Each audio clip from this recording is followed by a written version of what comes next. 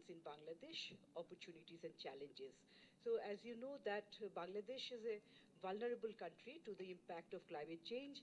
Every year we experience natural disasters like flood, cyclone, drought, and extreme weather events.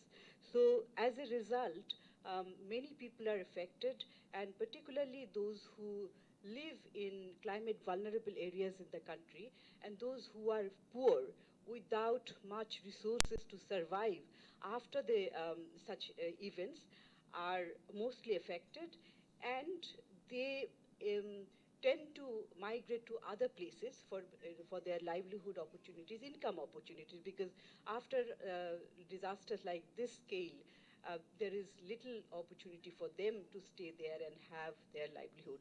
So what happens is, as a result, is that there's a pressure on the larger cities, and it is a continuous process. Throughout the year it happens, but when there is a natural disaster, then the flow is much higher. But once they come to the large cities, it is not necessarily that they live in a better condition. Of course, they may find an income opportunity, but the standard of living is very low without basic amenities, basic facilities of life. And on the other hand, there's also pressure on the cities because the cities are already crowded. So if we have an alternative source of income and livelihood opportunities in the places where they live, then probably they wouldn't be, migrating and living in a condition which is below the standard living of human being. So, however, uh, the rural economy is not large enough, to create opportunities for them. So they need some support. Many of them could be able to create employment and then find an opportunity themselves. For example, if they have funds, they can also start a small business. But finance is a huge problem. Across the country, we see that not only those who are affected by the impact of climate change, but also a large younger population who are looking for jobs, they also need finance. So access to finance is a real problem. Now, with the existing challenges of finance, if we want to create another fund which will which will look after these migrants, climate affected people, then whether they would have an access, whether there is fund, and then if there are opportunities for funds, how those funds will be um,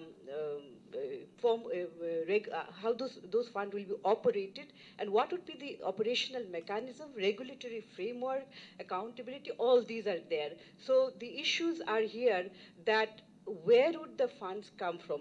Obviously, across the world also we see that climate fund is such that no single source can adequately fund that. So we need a mechanism where funds from various sources can be available. And secondly, how that fund will be operated in a way that it reaches to those who need and then who can have a sustainable source of income. So these are the issues. This is a scoping study, as you can see in the presentation, that we have tried to develop, that what would be the various phases of introducing such a fund, who will be in charge of these funds, who can contribute, and what are the challenges, and of course what opportunities. Our main objective is to provide a livelihood opportunity to these people through projects which are green, sustainable, and which will also not only look after their own lives, but also provide us a city or a rural, the urban areas or rural areas which are sustainable, environmentally sustainable also. So this is the basic concept of this study, and we are very happy that we have a number of people, as I have mentioned, that most of them who are here, they are all experts. We have two sets of people here, mostly, in fact, three sets of people. We have invited experts who work in climate areas. We have also invited people from the financial sector. We have invited people from the private sector also. We did invite people from the government sector, public sector, but unfortunately they couldn't attend. However, we will be meeting them and we will be sending our presentation to them in the future. So from our center, Dr. Wasil will present, Wasil bin Shadat, who is a senior visiting fellow. He will make the presentation. And then after that, we have a panelist who will make session. They will, each and every one will be discussing and sharing their views. I would now like to request Mr. Gary Fox, who is the team leader of Prokash team at the British Council in Bangladesh, to make his welcome remarks. Over to you, Gary.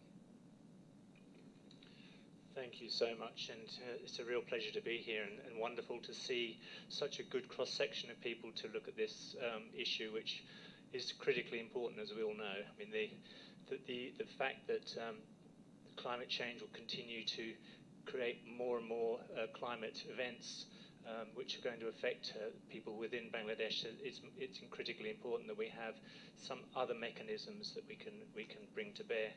And what's clear is that a blended finance mechanism like this has tremendous potential. We know that donor funds obviously will help, but really it's the private sector, it's private sector investment, which is where the rubber hits the road. This is where things will change. And it's this kind of money that needs to be accessed, and this is a mechanism that can achieve that. The strength of the mechanism is that it can take first risk, so that if that means that we can massively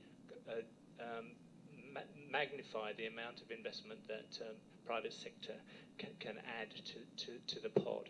In Myanmar, UK aid has also been supporting a mechanism similar to this for some years now, and it's actually been able to multiply 16 times the revenues from donor funds to the private sector by that first level of first risk being taken by donor funds. So this is a massive opportunity for Bangladesh. It's the first time, as we've heard, for this to be considered.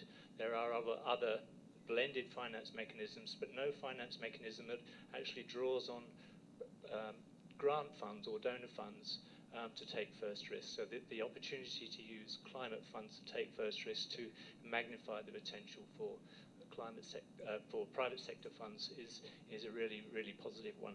I'd like, if I could, to give an example which has been already alluded to, which is around some other work that we're doing in collaboration with CBD and a number of other local organisations here around climate-induced migration, and where the potential is for blended finance to play such a critical role. I mean, as we know, there are increasing climate events. The IPCC, the Intergovernmental Panel on Climate Change, suggests that by 2050, 1 in 7 people within Bangladesh will be displaced. And if we think of what the population will be by 2050, which is between 230 and 250 million, we could be talking 30 million people or more, depending on how you look at the numbers. And clearly, the first line of attack is through adaptation, where you support people to live in dignity through embankment strengthening, cyclones, and other things. But when these fail, what happens? And as already mentioned, what tends to happen, the experience shows us that people end up in the slums, either in Chittagong or in Dhaka, and we have to ask ourselves, why is that? Why do they go there? And again, the evidence tells us that the reason they go there is because there's some sort of familial connection. They know they can get work, they can get a roof over their heads, they can get food. So for them, it's the best opportunity, it's the best choice that is available, is often to go into the slums in Chittagong or Dhaka. So the question for us is, how can we support secondary cities so that there's a different choice for climate-induced migrants, so that they will choose to go somewhere else? And obviously the first thing that needs to be there is there needs to be work. And for that work to be there, there needs to be employment. And that for employment, you need to have growing business. And for growing business, you need finance. And I hope my colleague here, Ferdas, will talk later, but we've done a number of studies within secondary cities, and the Chambers of Commerce also here today recognise that there's plenty of ideas and opportunities to grow businesses in secondary cities, but financing is the challenge. And so here's an opportunity where through reducing the risk of private sector investment through this kind of mechanism, we can increase financing and increase the opportunities for those secondary cities to prosper, not only for the people that live in those cities, but also to be able to want to attract migrants to their cities because they see the benefits of those migrants coming to their cities and growing the prosperity of that city. So that's one piece. And then obviously the other question mark for migrants choosing to go somewhere else is, will it provide health, housing, education, the other sort of key needs for themselves and their families? And again, here, this mechanism can provide some support there, and there can be private-public partnerships around housing, health, education, which can provide the kinds of opportunities so that migrants can shift and choose a different option where they can live in dignity.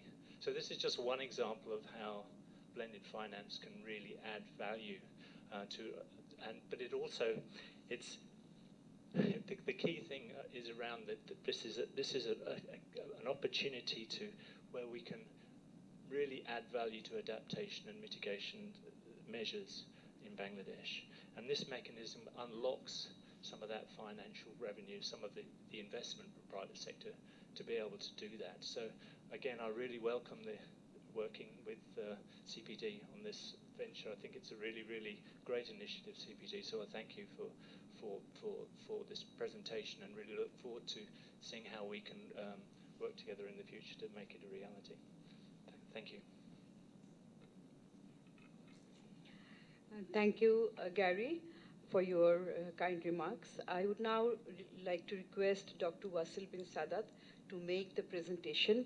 So the presentation is quite large, but I would like to request Wasil to keep it within 15 to 20 minutes because we want to hear from the experts.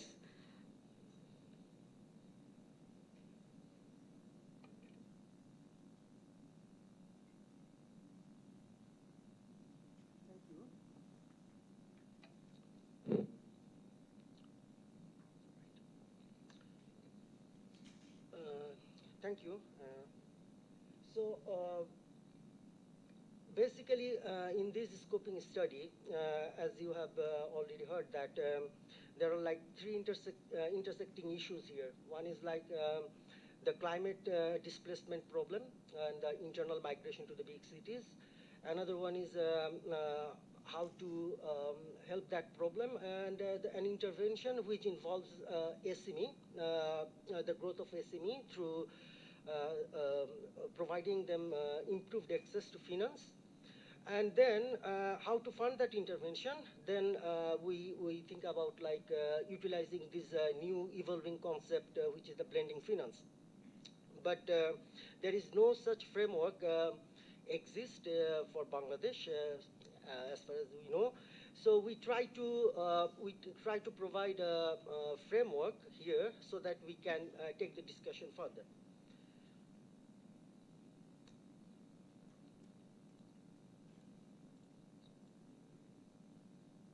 So the climate change and natural disaster is a major threat to Bangladesh growth and development attempts.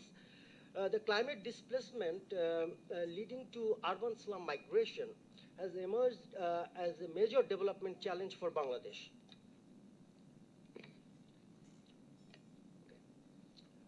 And the growth of urbanization and urban slums and subsequent impact on the quality of life have become a major policy concern, and this concern has been reflected by our Honorable Prime Minister Sheikh Hasina's brainchild project, which is My Village, My City, Amar Gram, Amar Shohor, which has been started in this year. I think it is in a pilot project, but you know that concern at the highest policy level is reflected by this sort of initiative from the highest level of the policy makers.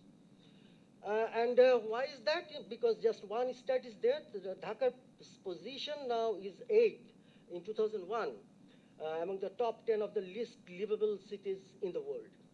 So that's the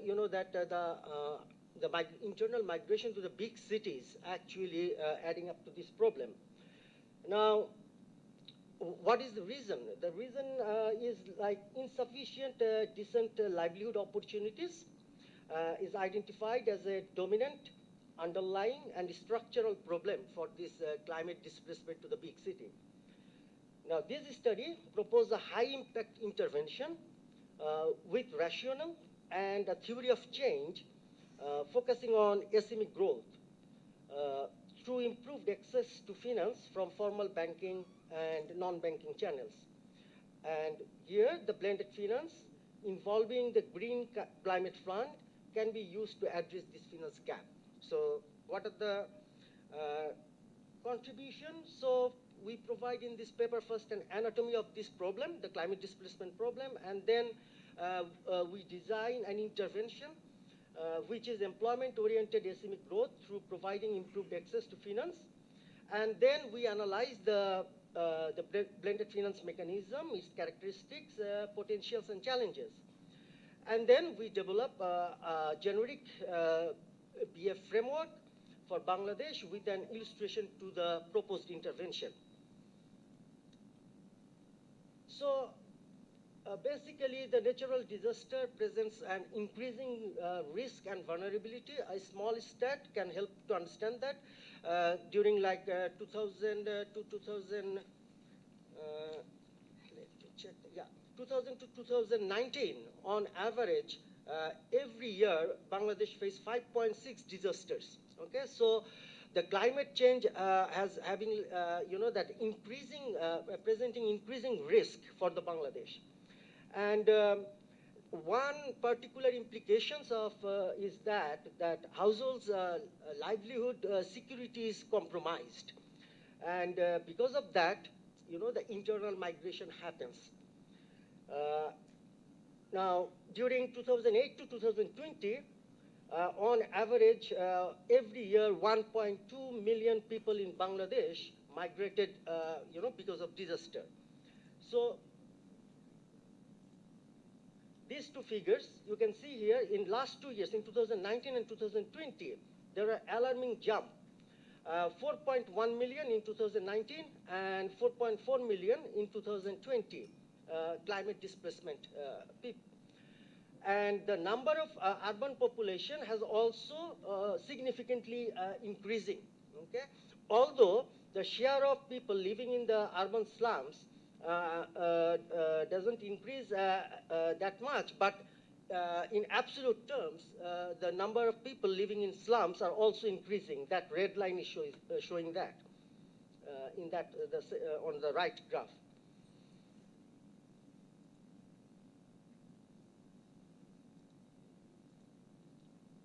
Now, what are the consequences and development challenges, and what are the drivers of this internal migration to the big city slum areas? Now, the spatial distribution basically shows that the slums in Dhaka, Chittagong, and Rajshahi are the major destination, okay? And this is mostly driven because of, like, the centralized and urban-centric growth culture in Bangladesh. And then the consequences is that these alarming trends put tremendous pressure on the already overcrowded, unsafe, and unhealthy city slums, okay, with limited or no access to basic services such as water, sanitation, and others. So this study, and this also has, like, the direct implications for 7 SDGs. And this study argues that household compromise, livelihood security, and scarcity of decent income generating activities in local areas are underlying and structural cause for internal migration. The the rationale of SME, investing in SME is basically it is a labor-intensive sector. Okay, statistics shows that it accommodates 25% of the total labor force and 80% of the industrial employment. And also, it has been revealed that the high cost of capital and access to financing from formal banking channel is the major obstacle for SME growth in Bangladesh. And this, the problem of like the access to finance from the formal channel is further demonstrated during the post-COVID the stimulus package, which is for the CMSs. So the intervention is what we have proposed here is that facilitating improved access to finance for SMEs through credit from formal financing channels using a blended finance mechanism with a contribution from the Green Climate Fund. And this fund will prioritize regions and subsectors in disaster-prone areas to promote employment, generating green growth. So a simplified theory of change is presented here. Basically, the development challenge is the internal migration from village to big city slum areas, which basically require the high-level change, which is the sustainable employment generation by SME growth. Now, the problem for that, the underlying, we have said that the access to finance is the problem. So the intervention is the logical intervention is the improve SMEs access to finance from formal channels.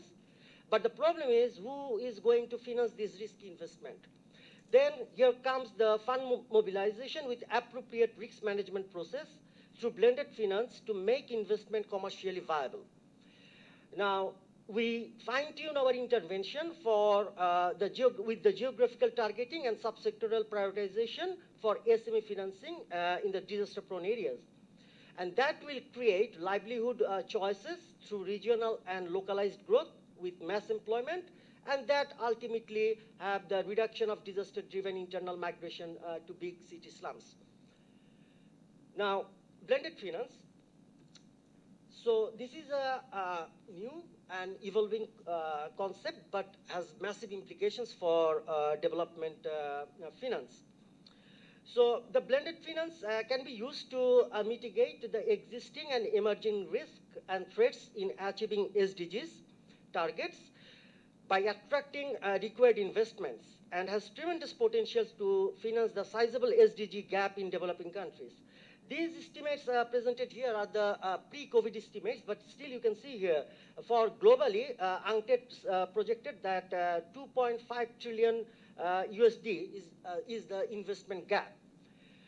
For Asia Pacific region, as estimated by UNESCAP, it is 1.5 trillion USD. And our planning commission provided an estimate for Bangladesh, which is annually 145 billion USD.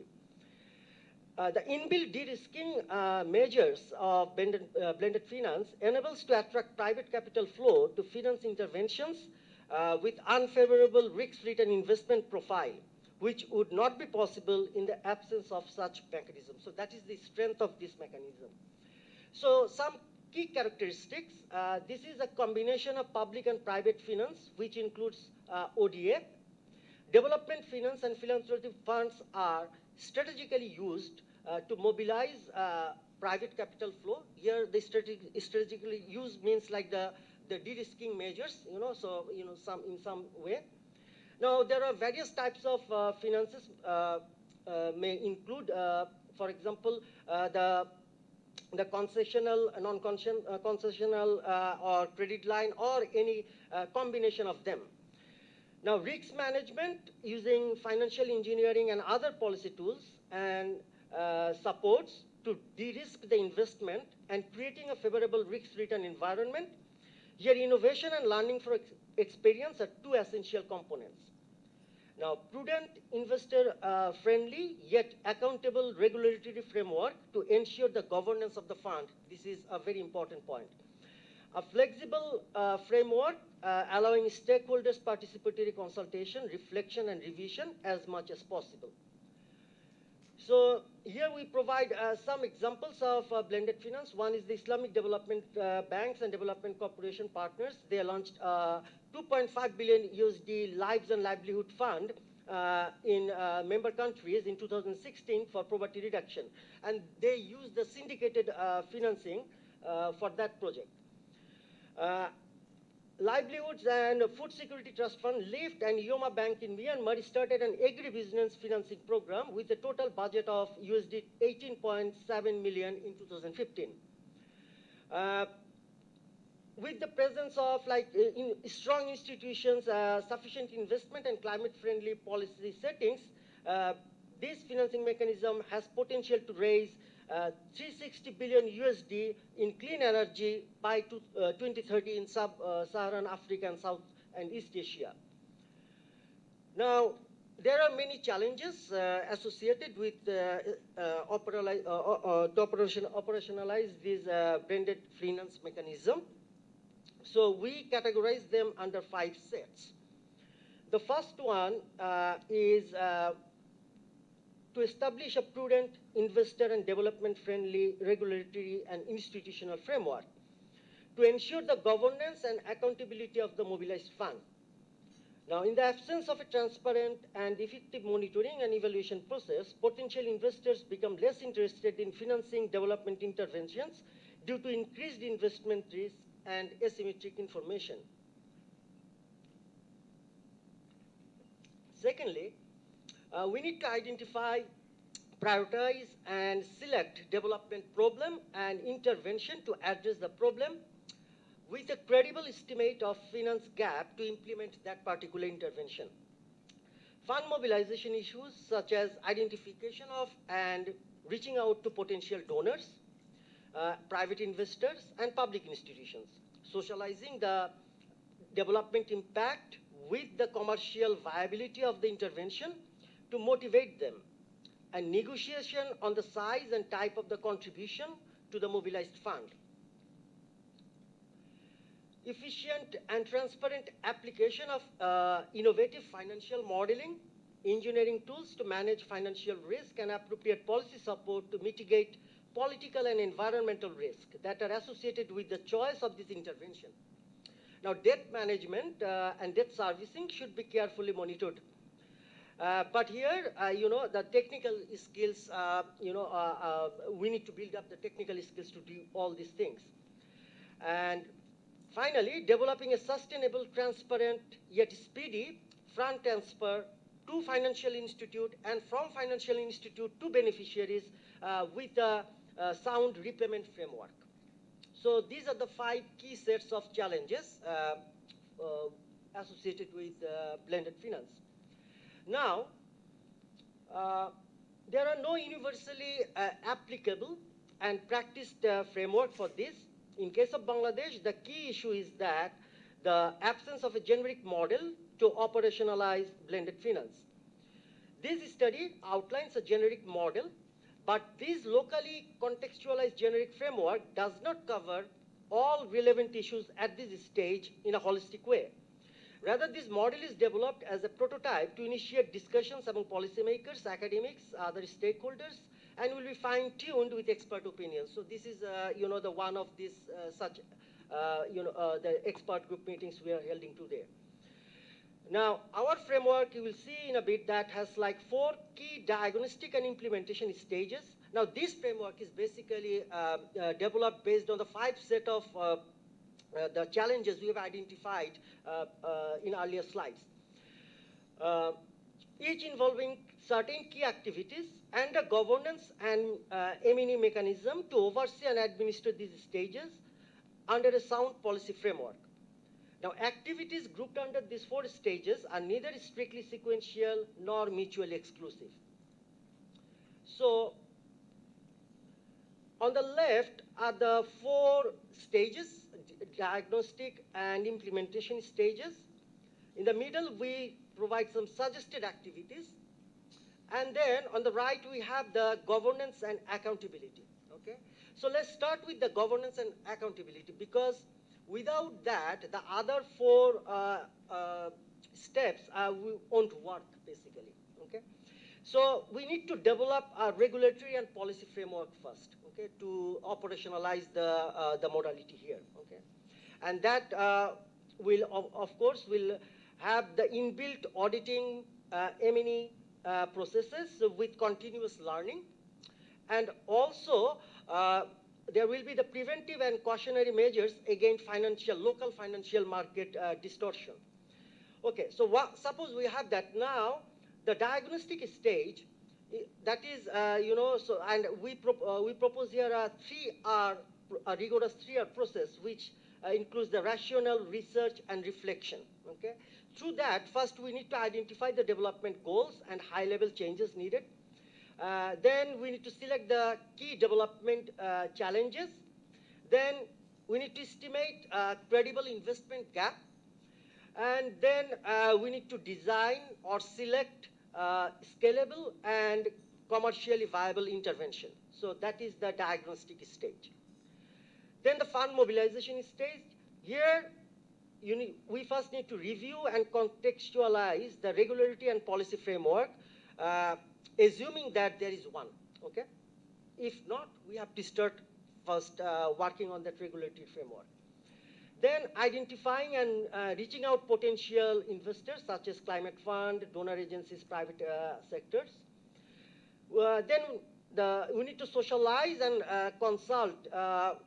consultation process with reflection, okay, so that if needed, the intervention can be fine-tuned in diagnostic stage. Next, the risk management stage. Here, we need to develop various instruments using the financial engineering models, basically the de-risking instruments, contingency plan, and innovation is key here. Okay, so we have to be innovate like new models, and then the last bit is very crucial because it is fund transfer, credit disbursement. Here, actually, credit allocation, disbursement. Wasil, you have 3 minutes. Okay, and repayment stage. So in that case, because and this stage is crucially related with this governance and accountability issues. So here we put all those a bit description of those things. Now, for the SME intervention, some key issues. Now, a credible and updated estimation of the SME's demand for credit and thereby of resource gap is crucial. We have some, but those are underestimation and dated estimates. GCF can play a significant role to mobilize funds. Some other potential financing source could be Bangladesh Climate Change Trust Fund, and then Bangladesh Bank Disaster Management and Corporate Social Responsibility Fund, and that sort of thing. To attract private capital flow, efficient risk management using innovative financial and non-financial instrument is a prerequisite here. We need to develop and strengthen institutional expertise and skills. A balance between development outcome and return from investment is important. Investors' CSR options should be explored. Determination of concessional lending rate for beneficiaries. Beneficiary selection with geographical and green subsectoral targeting of SMEs with a transparent and accountable process. Women entrepreneurs should be prioritized because one statistic shows that during 2006 and 18, only out of the total disbursed loan, the women entrepreneurs got only 3% loan to the SMEs. So that is one thing. So we can also propose like a certain proportion of the disbursed credit may be reserved for eligible women entrepreneurs. Then we need to decide the role of the local financial institute. Are they only going to work as intermediaries or they will also invest, okay, in the fund? How to minimize the operational and transaction cost of financial institute because, so for large loans, the operational cost is relatively low. For smaller loans, it is high. But we need to find out a way for that. Training and technical support to beneficiaries to develop demand-side capacity, such as managerial capacity, transparent accounting, banking support, business idea generation and expansion, etc. Easy, user-friendly application procedure with required support, quick and transparent approval, credit allocation, and credit disbursement to beneficiaries. These are only some of the issues which can be relevant. We have put on here. I think now I can stop here and let's listen from here. Thank you, Vasil. I think so. You have summarized well. This is a long paper, so I wanted you to present the main proposition, what we are trying to propose in this study. Now, I will call upon my panelists. First, I would like to hear from climate expert and economist. So, if I may start with Dr. Professor Mizanur Rahman Khan, who is the Deputy Director, International Center for Climate Change and Development, ICAD, and also Program Director, Least Developed Country University Consortium on Climate Change. Dr. Mizan Khan has an illustrious career. He has worked on climate finance. He's an expert. He has written books also. So I would like to request you that the proposition which has been made here, this scoping study, what are the loopholes, where are the issues what we can also incorporate here, and also whether is it at all feasible. I will also, of course, hear from the financial sector experts, but before that, your opinion as a climate expert and also as an economist. Thank you. Kind of half economist. Thank you. Thank you, Dr. Fahmid, and distinguished participants. Yes, I have gone through the slides. It's a good exercise, very good exercise, but I think it could have been a little better concretized. So let me first start with, for example, the concept of vulnerability. We all know vulnerability is a construct of two phenomena. One is physical, geographical location, which we cannot do much about, because we are a coastal country exposed to and disadvantageous position sandwiched between Himalayas in the north and Bay of Bengal in the south. But we have control over the socio-economic indicators, which are bigger factors of vulnerability, to my mind. And here, we are not paying much attention. For example, if we look at the investment pattern from the trust fund, or earlier from the resilience fund, then I think the investment patterns were kind of infrastructure focused, sector capture, not the investment was vulnerability focused, livelihood or people's life-centered focus was not there. That is why the communities are not getting direct benefits of those huge investments, from both those funds. First, because our father of the nation looked at development where people should be at the center. But here, still, I believe we are not having that. This is my first point. Then about migration. We look at migration both as a failure of adaptation in situ, as well as kind of an adaptation strategy ex situ. Now, as I mentioned, if vulnerability-focused investments have been done, then adaptation could have been better in situ. But that is not there, so people migrate. And now, migration at Dhaka, Bangladesh is a Dhaka-centric country. So everybody, even, sorry to say, even the headquarters of Navy is also in Dhaka. This, in fact, should not be. We should have centralized development. So that is a serious problem. And now about talking of government strategy, for example, to address this. Our government has got a strategy with a big name. For example, it is called National Strategy for Management of Disaster and Climate-Induced, disaster and climate-induced internal displacement. A big, huge name. which is a very, very good exercise. I think Tasnim Siddiqui, Professor Tasnim Siddiqui has initiated under her leadership that was adopted by the government in, I think, 2015 or 2016. And that's a very good strategy, because it has got a framework, it has got 3 phases, pre-disaster, during disaster, and post-disaster. But our problem is enforcement. This is the weakest loop in Bangladesh. That I will come a little later. Now about blended finance.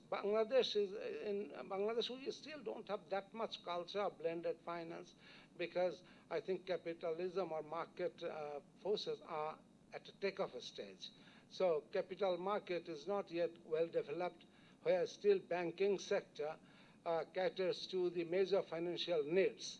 So there is a very weak point here, and our taxation policy, I will not say so much about business investment policy, not business pro-friendly, but taxation policy is not, I think, very friendly to induce, to promote this kind of capital market development where private sector could come in a bigger way.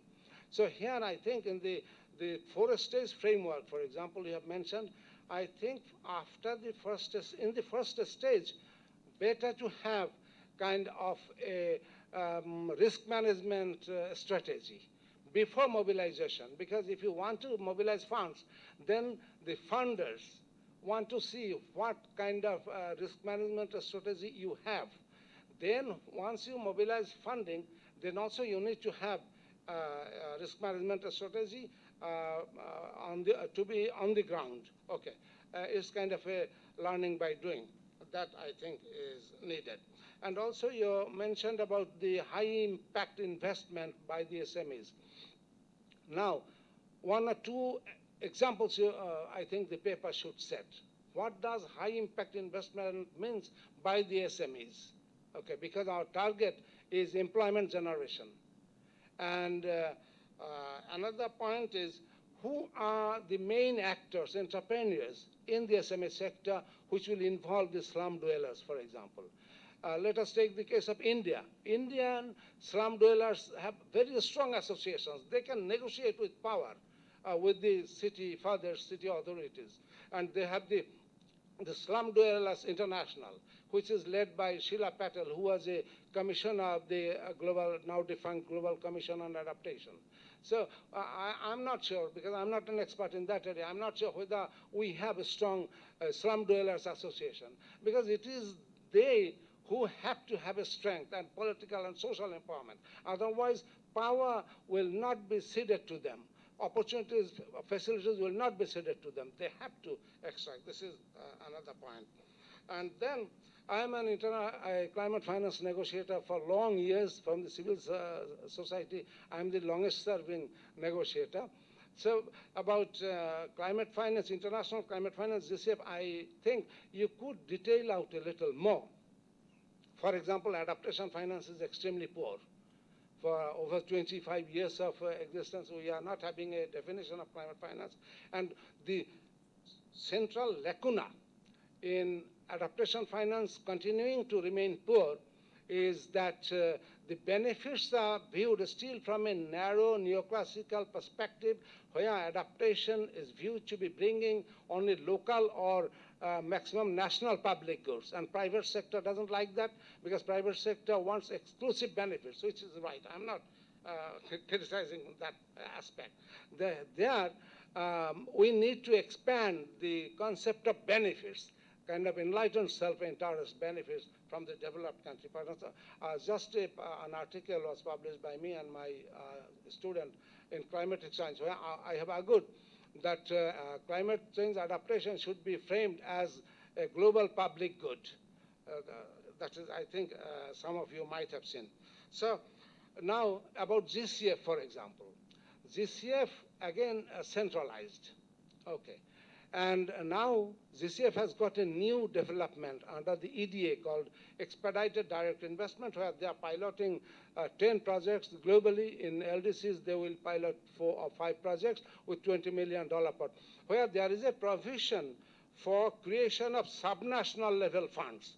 That is extremely important, because if we want to promote local-led adaptation, which now Bangladesh proposes to lead, then we need to empower the local communities, both politically and economically. And if they have Grameen Bank, let us take Grameen Bank. What is UNUS? UNUS is the creation of those local poor women. Who is Fazli Hassan Abed? They are the creation of those poor women.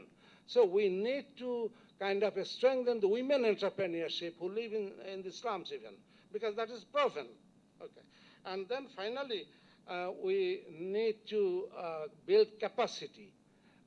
My institution, ICAD, is a capacity building institution. We work with highest government level down to the local communities. This is something very technical. This blended financing and its operation, very, very technical. So we need to, for example, GCF has got the private sector facility with several $100 million, but there is not much appetite, because private sector is not yet aware of those opportunities. So thank you very much. Thank you, Dr. Mizanur Rahman Khan. Your points are well taken, valid points. I would just only say that we wanted to just focus on this very idea. Of course, there are a lot of complexities regarding climate fund, adaptation fund versus mitigation fund. That is a part of global climate politics also. You know it well. So I would now like to request Ms. Ferdous Sara from the private sector, who is the CEO of Build. I wanted to bring you later, but I think you have some commitments. So, yes. I would also mention that we have only so many speakers, and I want to listen to each and every one. So if you can confine within 4 minutes. Okay. Thank you so very much. Thanks to the paper presenter. I think he has brought before us a very wider perspective of the whole issue. There are a number of issues involved and engaged in that respect. So let me just confine, as Mr. Jerry has already mentioned, that to bring some context of the project's related issues. As we are working with Prakash since several years, and we have so far completed about 3 important phases of our project in regard to addressing the climate-induced migrants' problems. So in that respect, let me first just try to bring the context of the projects, what we have done already and what can be done more, and combining the how blended financing issues can further can do some, I think, support for these climate vulnerable persons. Actually, we were working with Prakash, and initially in the project phase 1, we tried to identify some specific cities, especially those cities who are mostly can accommodate a number of climate vulnerable peoples. And in that respect, we initially focused on the southwest areas of Bangladesh, and these were Khulna, Bagerhat, and Mongla specifically. And we tried to identify the business opportunities, how more and more climate-induced migrants can be accommodated within the industries, or the opportunities, more opportunities can be created so that they can engage some more people there. So this were our first initial effort. And through this effort, we have been able to successful in identifying some specific areas where some new opportunities and new employment can be created. And we have prioritized the list first. And then secondly, in the second phase, we tried to prepare some business plan, specific business plan. I think, Jerry, you could remember that we have prepared some specific business plan, identifying some specific prioritized areas, and these prioritized areas has got relations to contribute for addressing the climate-related issues. And these areas are, I would like to mention it to you, these are plastic recycling, because we have seen that in these areas there were a number of plastic industries, and plastic products are, I think, disseminated here and there.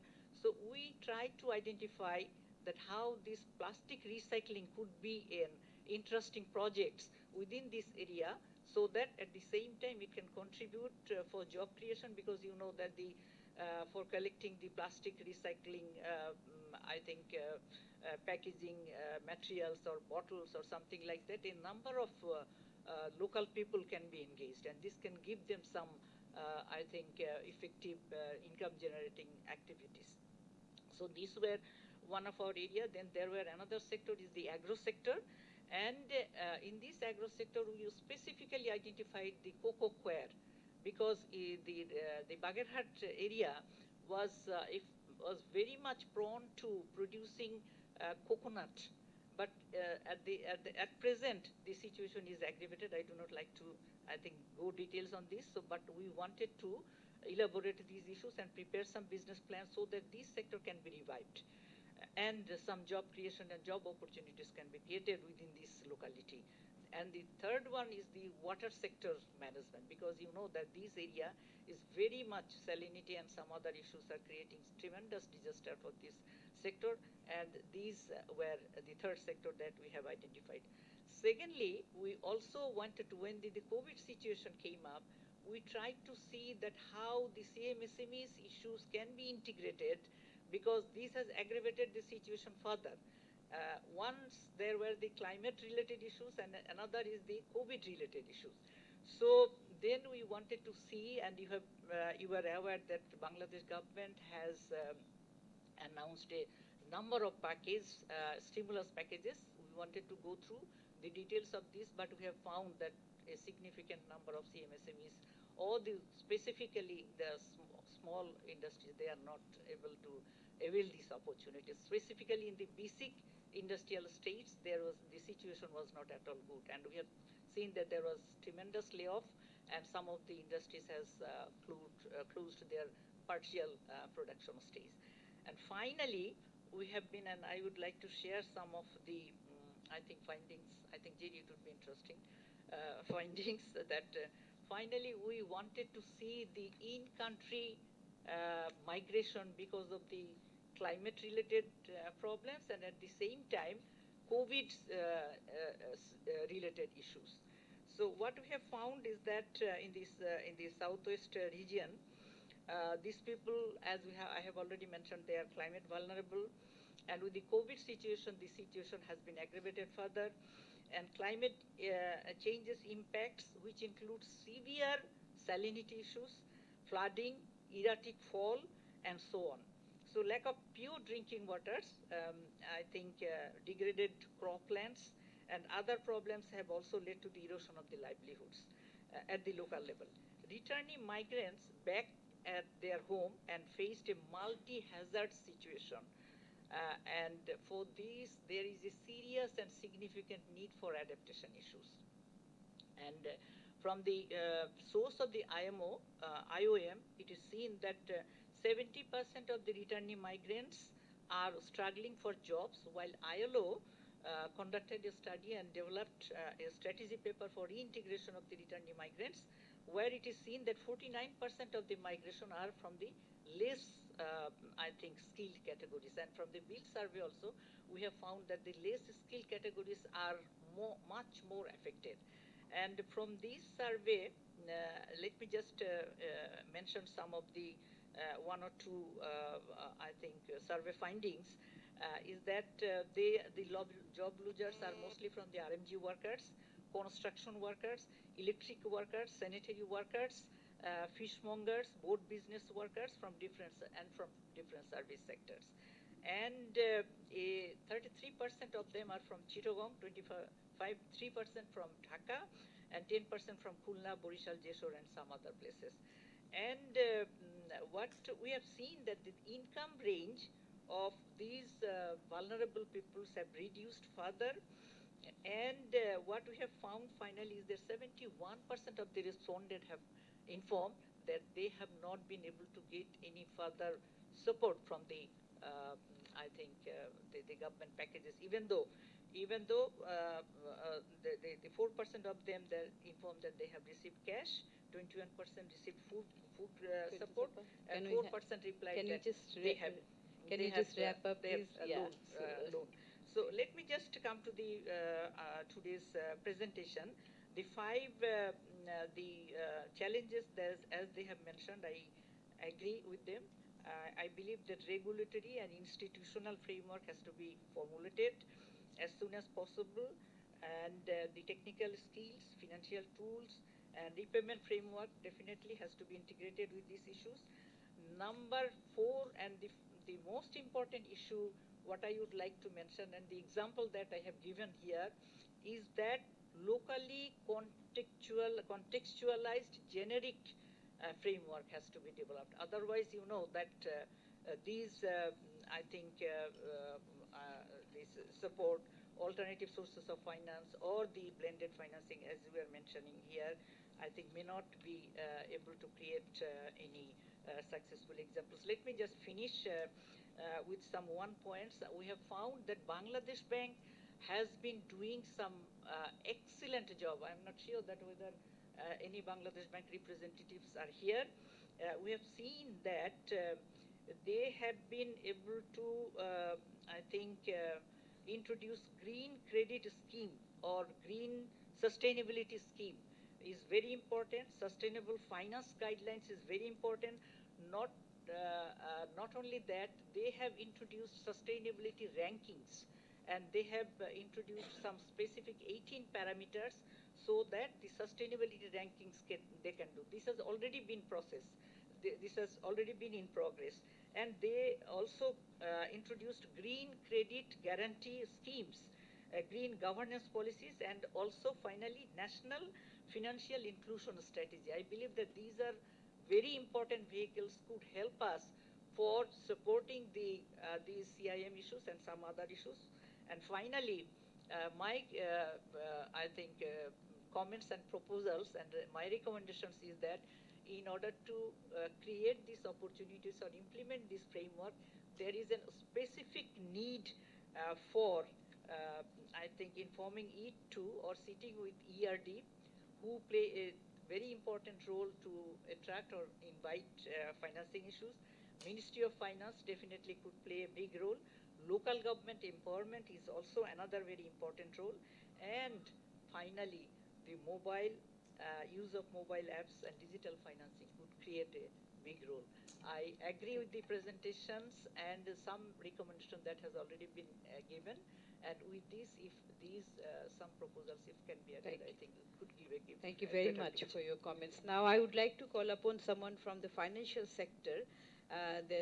So I will just alternate between the experts from the financial sector and then other experts. So may I now request Mr. Mahbubur Rahman, who is the Chief Executive Officer of the Hong Kong and Shanghai Banking Corporation Limited. So since HSBC also works across the world, so if you have also some examples how these types of funds can be implemented, and if there is an example how those have been successful. So Mahbub, over to you. Thank you. First of all, of course, this is a relevant subject, but we are, end of the day, commercial bankers. We do have some responsibility towards this area, and we do encourage these things to go to the net zero situations as much as for us and for our customers. But these are mostly from a commercial perspective and the private sectors, but not necessarily something on the development side in the country aspects. But of course, I will try to be very brief on some of the understanding that I have individually. And I'm not necessarily representing my organization, but also my professional sort of duty as well as a responsible citizen of the country. Look, first of all, I think if we can try to put up what's the problem statement, and as far as this presentation is concerned, I see a few keywords about the migration of the people because of the climate situations, or the climate migrants rather, and clogging the area of the urban side and not having an appropriate sort of framework for them to be where they were or where they have been. And that could be due to the climate situations at this moment. But there are other reasons for them to also divert to the townships. The other words that I find is about the SMEs, that how can they have the finance and access to finance. If I relate and link these two statements into the funding and the access to fund, look, every fund has got its own purpose and nature. Whether this is a donation or this is a commercial fund which requires to be repaid, the other one also could be very targeted approach. So fund has got a nature. So we have to really understand that where we are going to, for what purpose. So that purpose needs to be appropriately defined, whether this is commercial, because the capital will seek for the yield and to be returned back. And whether it's a capital fund, donation fund, or in a specific fund for the climate. The other area is that the cost of fund. I think as much as the cost of fund can be very much looked at, and sometimes, of course, when it comes to a good purpose, the cost of fund actually is not necessarily always an issue. But the issue is actually that how that fund would be governed for them to get paid. If it is from an overall private sector funding. There was a few key points also came up, that how can we blend or how can we balance the development outcome as well as the commercial yield. So going back to the migration sort of like the climate perspective, I see that if we can ensure skill sets, what we call is the future skill, and then what would be localized for them to get employability is probably very correlated, especially when if that locality is addressed from the vulnerability of the climate disaster. Because if the fund can be two types. One, to really ensure that the vulnerability of the climate is addressed, and if that is addressed, then how those people are going to be employed and through which skill sets.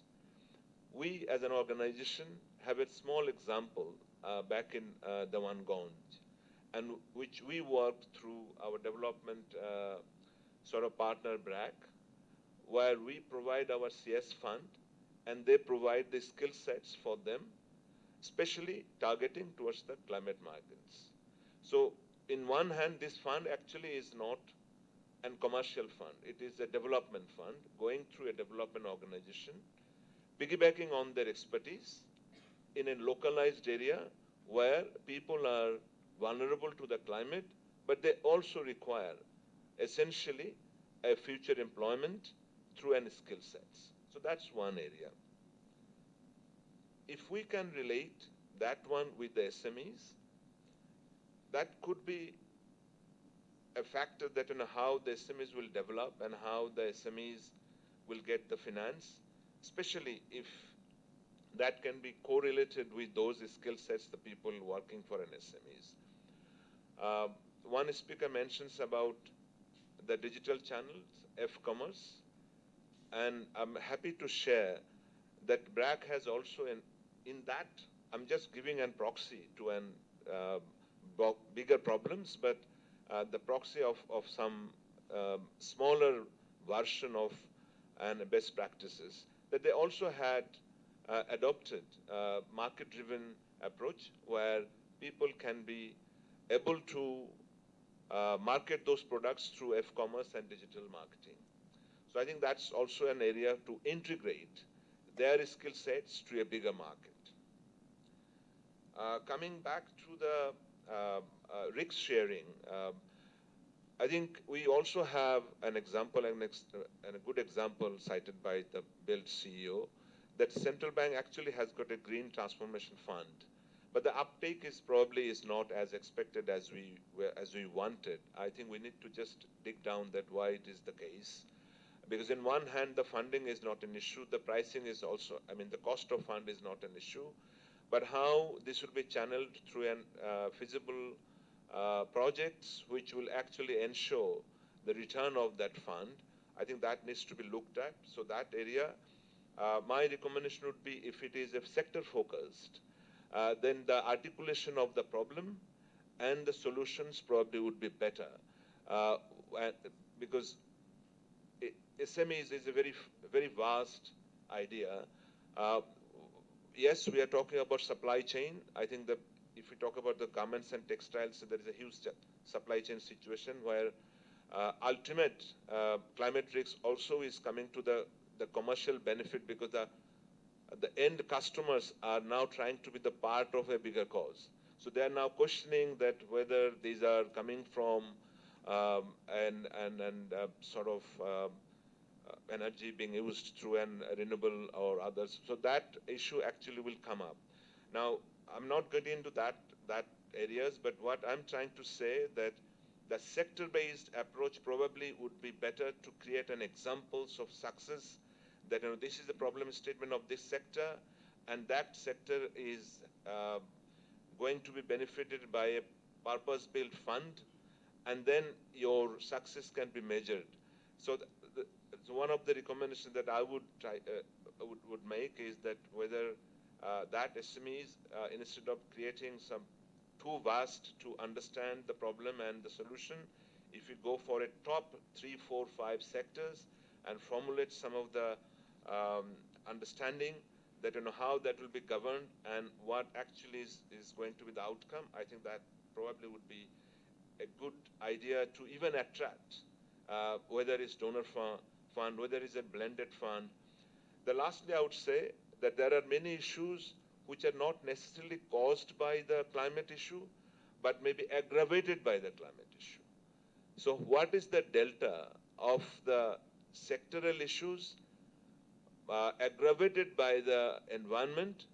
Then we can have a solution which probably will consider that delta and create a separate mechanism that, okay, the normal business risk or structural risk could be this, but because of the climate, the delta would be, say, this much, and that delta would be funded by a purpose-built fund or a contribution or even from the GCF. Because many a time we can get congregated with the idea of climate issue or as well as the business issue. Because if we cannot decompose the two, that could be a problem of creating a confidence that whether it will be worth funding for that purpose just because of the climate. Unless this is commercially viable, people can look at the delta of the environment or the climate issue, but not necessarily the whole issue of whether the commercial aspects, viability, as well as the environment. So I'll stop there, and happy to take some questions if there is any specific ones. Thank you. Thank you very much, Mr. Mahbub Rahman, for some very concrete suggestion indeed. I would now come to the left, actually. So we have also representation from the SME Foundation, but I'll come later. Let me just also call upon again another banker. So we have a number of representatives also from non-banking financial institutions, but I'll come later. So I will call upon Mr. Masiul Haq Chaudhary, who is the Managing Director and CEO of Community Bank Bangladesh Limited, which is relatively new but has branches, offices across the country. And I'm sure that you also have a number of finances on various sectors which are related to climate also. So over to you. Assalamualaikum. Good afternoon. What is blended fund or blended finance? It's not a new concept to us in Bangladesh. Basically, we have a fund called Entrepreneurship Development Fund, which was partly funded by government or donor agencies, as well as from the private sector, in order to develop the entrepreneurs in Bangladesh. Then there is something called EDF, Export Development Finance. So there is combination or blended finance in that manner in Bangladesh available. And there was a very interesting part in the presentation that worked with that project. It's Islamic Development Bank. Basically, what they did was Waqf or Waqf. There are a number of Waqf states, and they tried to channelize the fund generated from Waqf for the development of the needy and poor in order to develop the social infrastructure. Now, coming back to this point is the presentation. I think I will definitely appreciate the presenter for bringing a very thorough work, though in a very small scale because of the time constraint. My takeouts are, one, the lending mindset.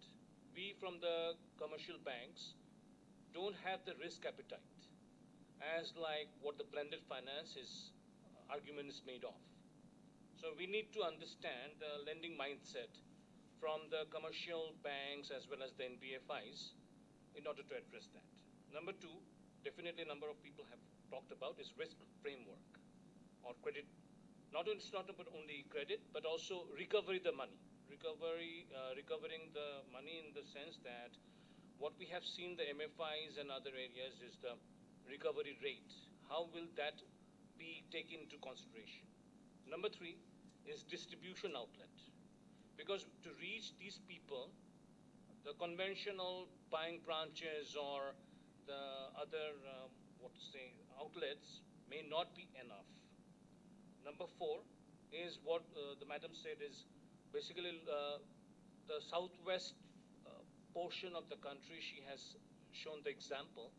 I think if we look in the broader perspective, these are destinations where the migrants are welcomed. Say, for example, the Bagirhat or Shatkhira areas, there is salinity problem. But if they would like to migrate other than Dhaka, they should be welcoming or they should be welcomed in those areas. For example, if it's Chittagong, if it's Rajshahi, if it's Sylhet, there should be enough infrastructure for that people to migrate to that part of the country. And lastly, but not the least, is sustainable source of income. Sustainability in the sense that it's not only the credit structure or the banks are getting the money, but whoever the migrants are, they need to follow that. What Mahbub said is that subsectoral importance or things like those. But the people who are venturing into that area must be thinking that it is beneficial to them to and they are more welcomed and they are at home, because it's a sudden kind of mindset that what we saw during the partition, 1947. Some certain people came to Bangladesh from some part of India, but they were not welcome. So they didn't integrate into that society. I think there's a very big challenge coming up. People migrating from southwest or the portion to the center or north, but they should be welcomed by the local people and in help to have a better, transfer of the mindset. Thank you so much. I just want to ask also, I forgot to ask also Mahbub, that if there is a fund, are you willing to contribute to that fund? Because we heard about the challenges also, so both of you. So. I think, as I said, that has to be a purpose. If it is an donation fund, then we have to look at that. What is the capacity for the CS fund? That we are going to contribute the fund, but it's not going to be commercial. We are not talking about the CS fund. It is real money, not just like CSR, but business proposition actually. Yeah. So. That could be a case that if the CS fund can be combined, then one of the areas probably would be addressing that delta. But in terms of if it is a commercially viable project, then why not? And that's where the blending of the risk sharing will come in. Like if you see the export credit agencies, they provide guarantees, not necessarily 100%. They provide 80-85% to the credit risk. The other political and other risks can be straightforward. So I think the mechanism has to be that what's the project, what's the commercial viability, and okay, fine, what is the purpose of these things that will help any commercial banker to ensure that the repayment is coming back. I think the pricing probably and the cost of fund is not an issue.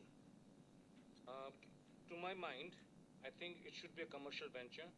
It should not be charitable, because people will not accept that. We are trying to develop a business model, self-sustaining, cash flow based driven. And that's why I think there should be some insurance guarantee. There should be some way which risks can be mitigated, but let it be a commercial venture. Thank you. you. I'll come to, I'm holding you all and also Asif Bhai later on. So I would like to request now Dr. Enamul Haq, Dr. A.K. Enamul Haq, who is a professor at the Department of Economics, East West University. He is also the director and member of Economic Research Group. He has done a lot of studies on climate issues, and he's also a famous economist. So you have heard from both the academician and also from the practitioners.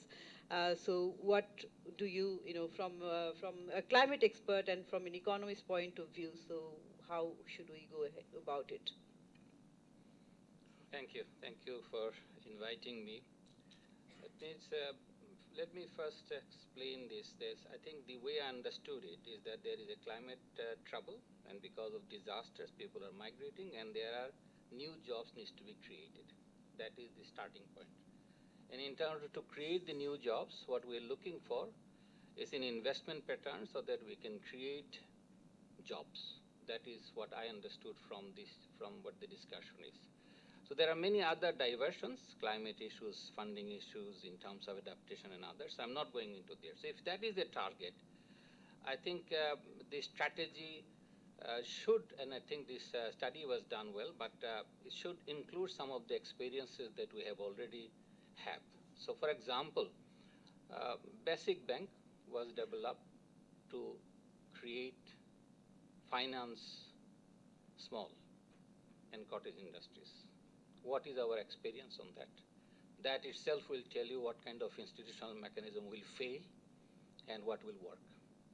That is number one. Second example is a finance, again Bangladesh Bank issue has come. JICA provided a funding for targeted RMG sector and said that if you are bringing certain compliance issues, then obviously they will be funding it. And it's an additional blended fund. Free money did not work. Bangladesh Bank was the custodian of the fund. Many of the industries wanted to get access to the fund, could not get it. So the regulatory frame what you are proposing, it should be breaking down of many of the regulations.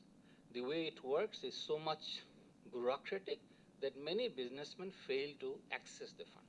So I think when you are looking in terms of realistically, these are experiences that we should start thinking about it. The second issue that I think important, that people are migrating, and if you look at the migration pattern, Dhaka's migration rate has gone down. If you look into the studies, you will find out Dhaka's in-migration rate was previously 5.5, now it is 3, and less than 3, 2 point something.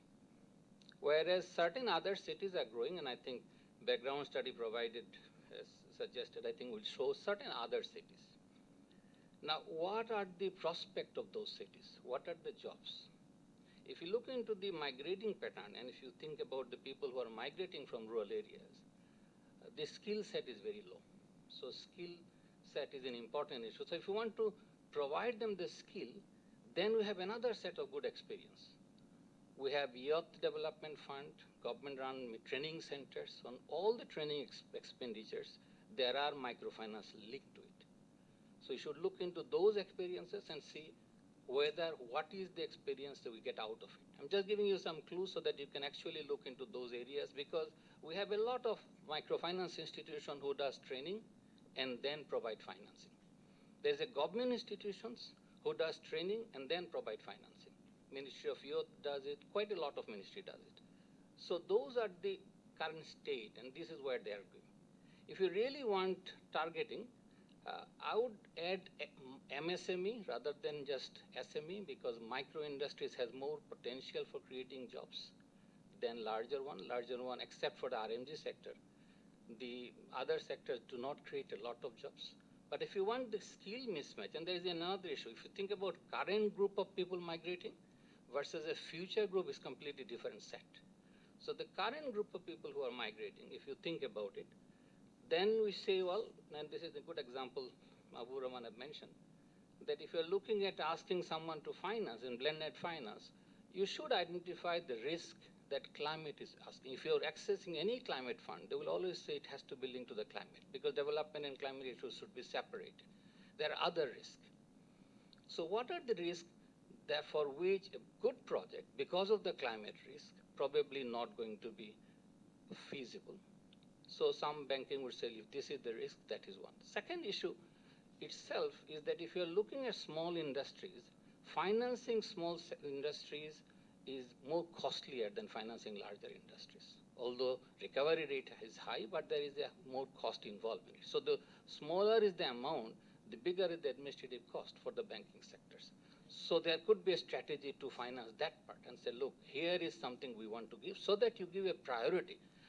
Look at the experience of the SME financing within Bangladesh. Government of Bangladesh Bank pushed for SME financing for the last almost 10 years. And you see, probably BRAC is the only pioneer. Most of the other one did not really succeed. So, and this problem is not the intention of the banker, but it is the costing and the management of it. So there's a lot of issues linked to it. And microfinance institutions may provide a way out, but again, regulatory frame of the microfinance, if you look into the state of different businesses, even right now, all the e-commerce and f-commerce, the kind of blame or kind of business issue that is coming up, I can see that we have to be careful. It's not just regulation. I think it's more of a management and monitoring issue, which you have mentioned, is a major issue. The other one that I wanted to bring, and this is an important one, which is if you look into the opportunities of job being created, people coming out of rural areas because of the climate-led disasters, what are the skill set they bring? Most of them will be linked eventually to the agro sectors, agro-processing, food processing sector, transportation sector, and probably in some of the marketing channels, bringing products from one to the other, different, that is, and food processing sectors. So if you want to target them, probably that will benefit them the most, because that will be the area where new migrants are coming, and that will, informal sectors, if you look into this, informal sectors has a difficulty. Look at the experience in the COVID. Government's effort to send stimulus money to the informal sectors helping the poorest has almost failed. The richer group gets the money easier because these are bank linked. Poorer group are not bank linked. It's not easy to give them money. So creating that infrastructure, unless you have created this will not. So this is based on all of them. Probably certain institutions who has grassroots connections, institutions like who has training and finance linked, they might give you a better strategy to say, okay, this is how we can do it. So I think these are the ways of thinking about it. We did certain other studies, I don't want to refer it, but my understanding is that if I'm focusing only on this issue, then this is how I will put it. But if there are other issues on climate issues which are totally different, so I'm just focusing on this, so I will stop here. Thank you. Thank you very much, Professor Namul Haq. Very rightly, yes, the focus is absolutely on what you have just mentioned, rather than digressing to other sectors. So I would now request Mr. Muminul Islam, who is the Managing Director and CEO of IPDC Finance Limited. So you have heard from the bank officials and also experts. So, but as far as we know that these types of non-banking financial institutions, they have a bigger outreach to the SME funds also. So if you can share your experiences and how do you see the prospect of such fund? Thank you. Excellent, thank you. First of all, I would like to thank CPD, UK Aid and British Council for doing the research and for today's discussion. So as my previous speakers were saying, Bangladesh Bank has very well-structured programs for climate-related financing. Unfortunately, till now, most of that fund is going to large corporates for climate mitigation-related issues, not for adaptation. And a very small part of it is going to SMEs till date. So one very interesting data we saw today, the 2019 and 20 data that the rural to urban migration has jumped up significantly, and there was no reason we could really understood.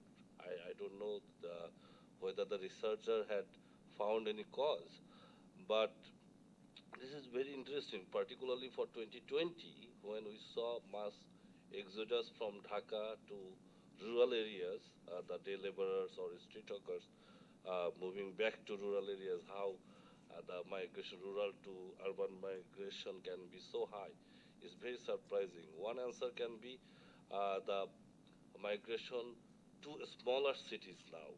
So in case we want to address that, most probably not restricting our funding to only the disaster-prone area, but focusing on the smaller tier 2 cities across Bangladesh will be better, say, efficient, because uh, the cost of capital remaining same. In case we can, the study shows the productivity, labor productivity in cities are much higher than rural areas, number one.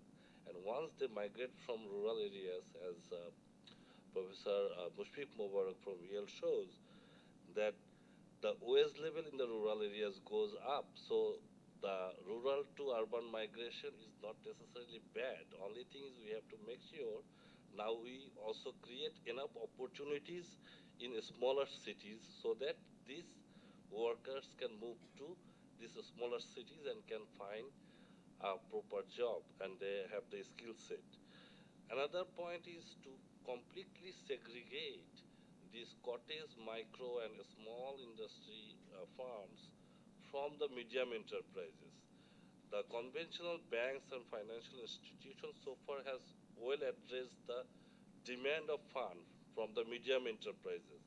Our problem lies in properly meeting the demand of the cottage, micro, and small farms because accessing them is costly, as discussed earlier by my previous discussion. And so far, the microfinance institutes have basically catered to these markets. We need to see why the cost of fund for this microfinance still remains so high when they have better economy of scale now than before. Now they have better access to technology than before. The cost of fund or the interest rate regime has significantly changed whereby the interest rate has gone down. So that is another arena we need to see. NBFCs in India has done a tremendous job in addressing the marginal population or high priority segments in absence of very good microfinance institute like Bangladesh. Here in Bangladesh, the other way, microfinance are better structured and bigger institutions than NBFCs, but definitely NBFCs can now get into these marginal areas through some policy changes. And I will give you some example of what IPDC is doing through some innovative and technology-led initiative which cater to especially cottage and micro enterprises of the country. Another point, as mentioned by many of the discussants, that the Bangladesh Bank stimulus package or previously the refinancing schemes or green fund has uh, really failed to go to the smaller enterprises or women enterprises. It is not because the banks or NBFIs do not want to go there, but basically the kind of bureaucratic process, the selection process is so complex, it is very difficult. So if you need to have a documentary evidence to show you had really suffered during the COVID, for a larger institute, it is very easy to do. For a smaller institute or a micro enterprise, they cannot do that. So when we will be say structuring this type of blended finance, we need to also have this in mind. In case we make it very restrictive, most probably it will not have the desired outcome because the bureaucratic process may be more costly than say going to say making it more inclusive. So making it exclusive may be very difficult and may not get into that. At IPDC, we try to address this say distribution problem through value chain based finance. Two of the very innovative initiatives taken by IPDC recently, both supported by UK aid. One is Orjon, which is the first blockchain-based digital supply chain finance platform, so which now caters to smaller suppliers supplying to large institutes. So one of the institutes like Pran. So now the farmers supplying to Pran, they are getting a small credit from IPDC. Like our own, the artisans now getting financing against the work orders. Say, there are few other examples like CP, again, for agro inputs. Now we are working with Bengal meat for cattle raising. Say these small household women, they can really have access to credit if they are seller to Bengal meat. So this collaborative environment in a value chain based finance can be very efficient. We do not need to know even the customers. My corporates, the partners know the borrowers very well, and they ensure also my repayment. Another project we have undertaken in collaboration with Unilever, British American Tobacco, Nestle, and Syngenta is the retailer finance. There are around 2.3 million micro merchants across the country who around only 10% of them have access to finance from conventional banks or financial institutions, and around more than 50% of them do not even have bank account. So with the collaboration from these manufacturers, what we are doing, we are giving a small credit to them against their inventory, and in absence of a digital platform for repayment till now, we are the sales representative of these corporates are acting as our representative for recovery. So that's working very good. Around 10,000 retailers are getting finance at the pilot stage, and our vision is to really cater to 1 million retailers in next 5 years when the digital platform is fully developed. So we have seen the blended finance, like the recently Bangladesh Bank has introduced credit guarantee scheme. That can be a very good way once again to get into this smaller cottage or micro industries. We are now doing, say, the small artisans supplying to e-commerce. Many of the smaller e-commerce site, the arty crafts or even the Benaroshi being sold through the e-commerce site. We are giving this small credit to the suppliers, and the e-commerce site is giving us back the money once the payment is done. Although in recent days there are certain issues with few of the e-commerce players, but definitely there are others doing very good. That can be another channel we can look at, especially for women entrepreneur financing. There are 2-3 very important or roadblocks now. When we go to very small, the cottage or micro enterprises, they generally do not have trade license. So for commercial banks or non-banking financial institution regulated by Bangladesh Bank, we must ensure the borrower has a trade license if it is a SME loan. And getting a trade license in Bangladesh is not easy. It's costly and time consuming. So we tried to, through BAT, try to obtain trade license for 10,000 retailers in one district, and the local as the government authorities say they do issue around 250 trade license in a year. 10,000 trade license issuance in a manual environment, it will take at least 10 years for them. So it has to be digitized, it has to be made simplified. So we request our guests here whether we all can really pursue the government, the Ministry of Commerce, how this can be made completely digitized, and bank and financial institutions when we lend to the borrowers, we take all the information which is required in the trade license. So we can work as the agent for government for that.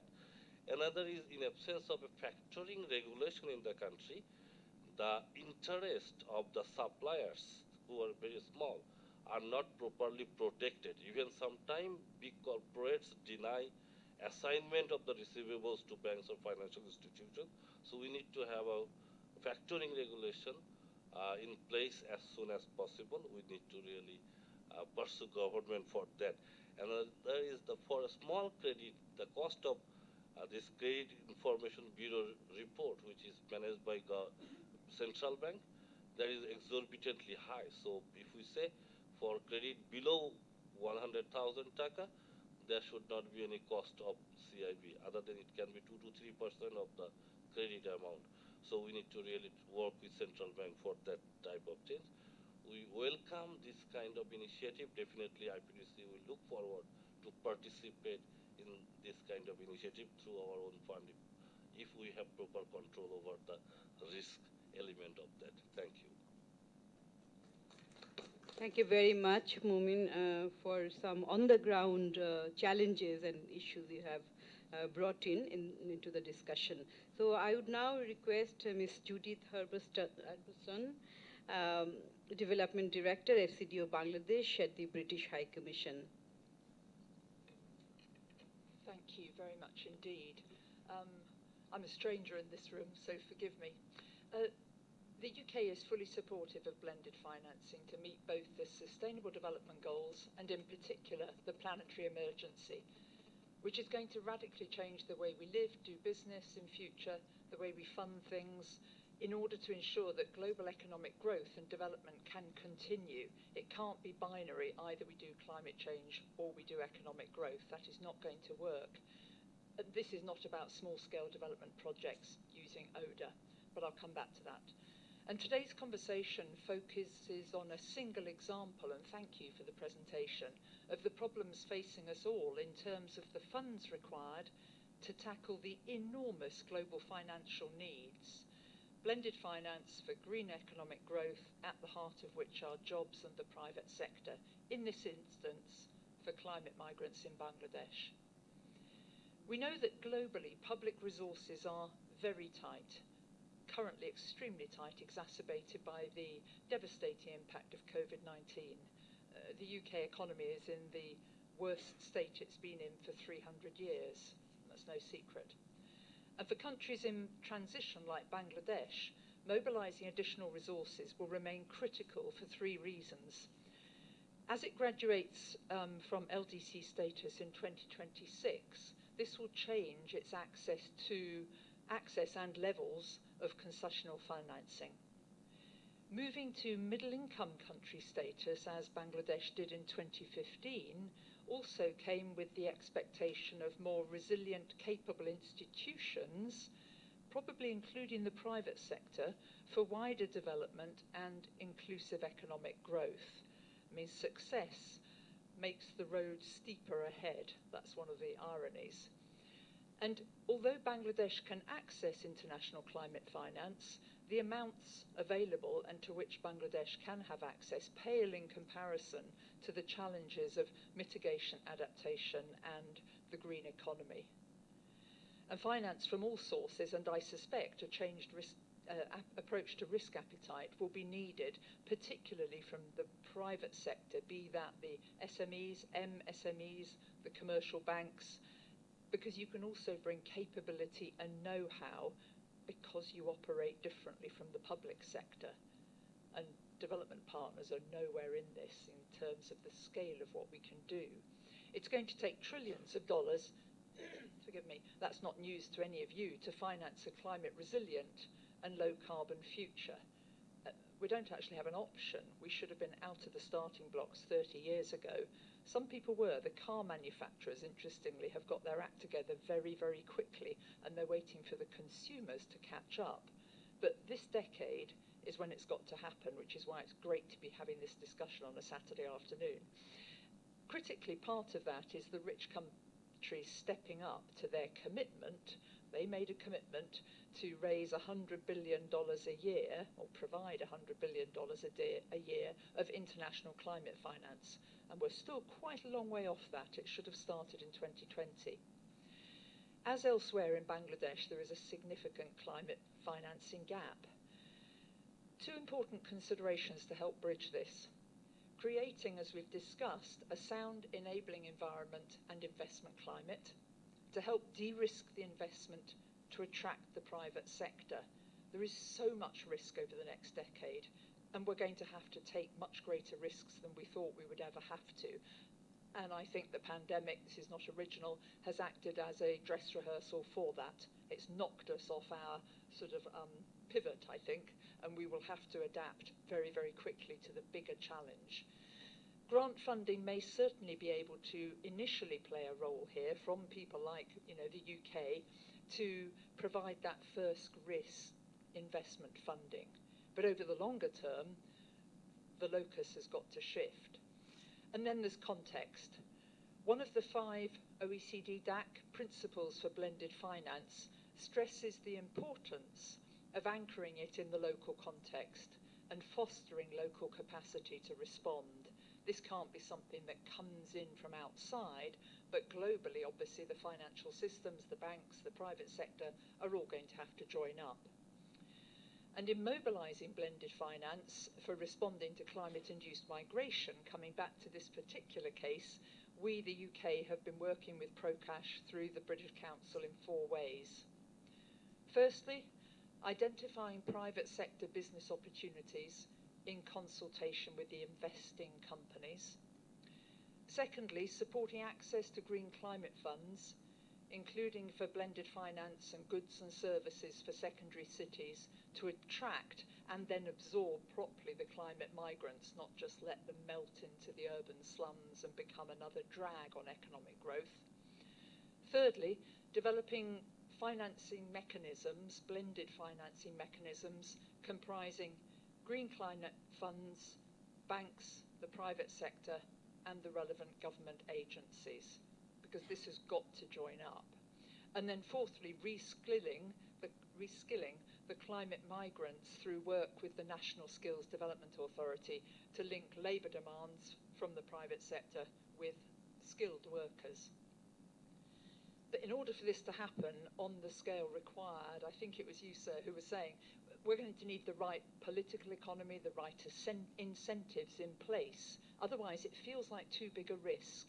And this is going to have to accelerate very quickly. So the right incentives for the migrants to move to the right place, in this instance, the secondary cities to want to attract and then absorb, local and national government, because they're ruling the country, but above all for the private sector, in order to put our collective shoulder to the wheel, your collective shoulder to the wheel, to provide the know-how, the capabilities, the funding.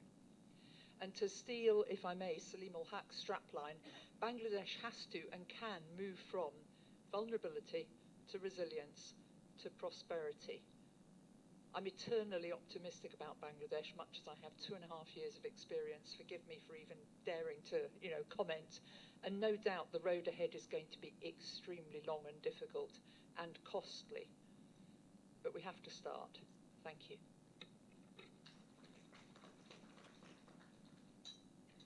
Thank you very much, Judith, for raising some of the important issues, including how Bangladesh's financial situation or access to fund as the country will be once it graduates, and also the focus of the activities which are being undertaken by your organization. And we do actually look forward to the positive outcomes of COP26, which the UK government is hosting.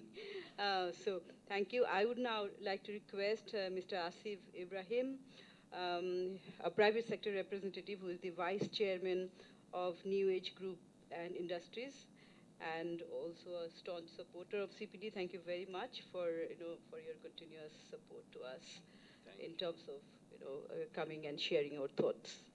Thank you very much.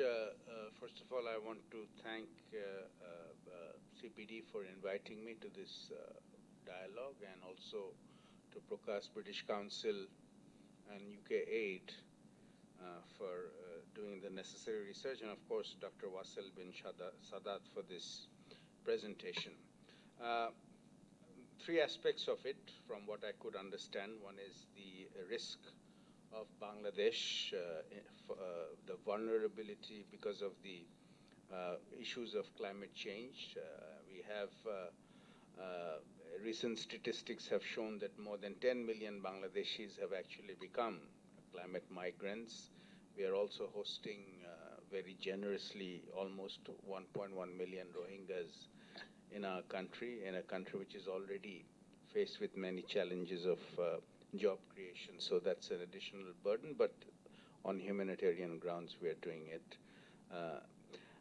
By the year 2050, the rising sea levels, according to different studies, show that 17% of the coastline of Bangladesh would face severe challenges, and that's going to create a tremendous problem of displacement of people in those underlying coastal areas. So we will be facing severe problems, and we need to be setting out our plans long-term how we are going to address those problems.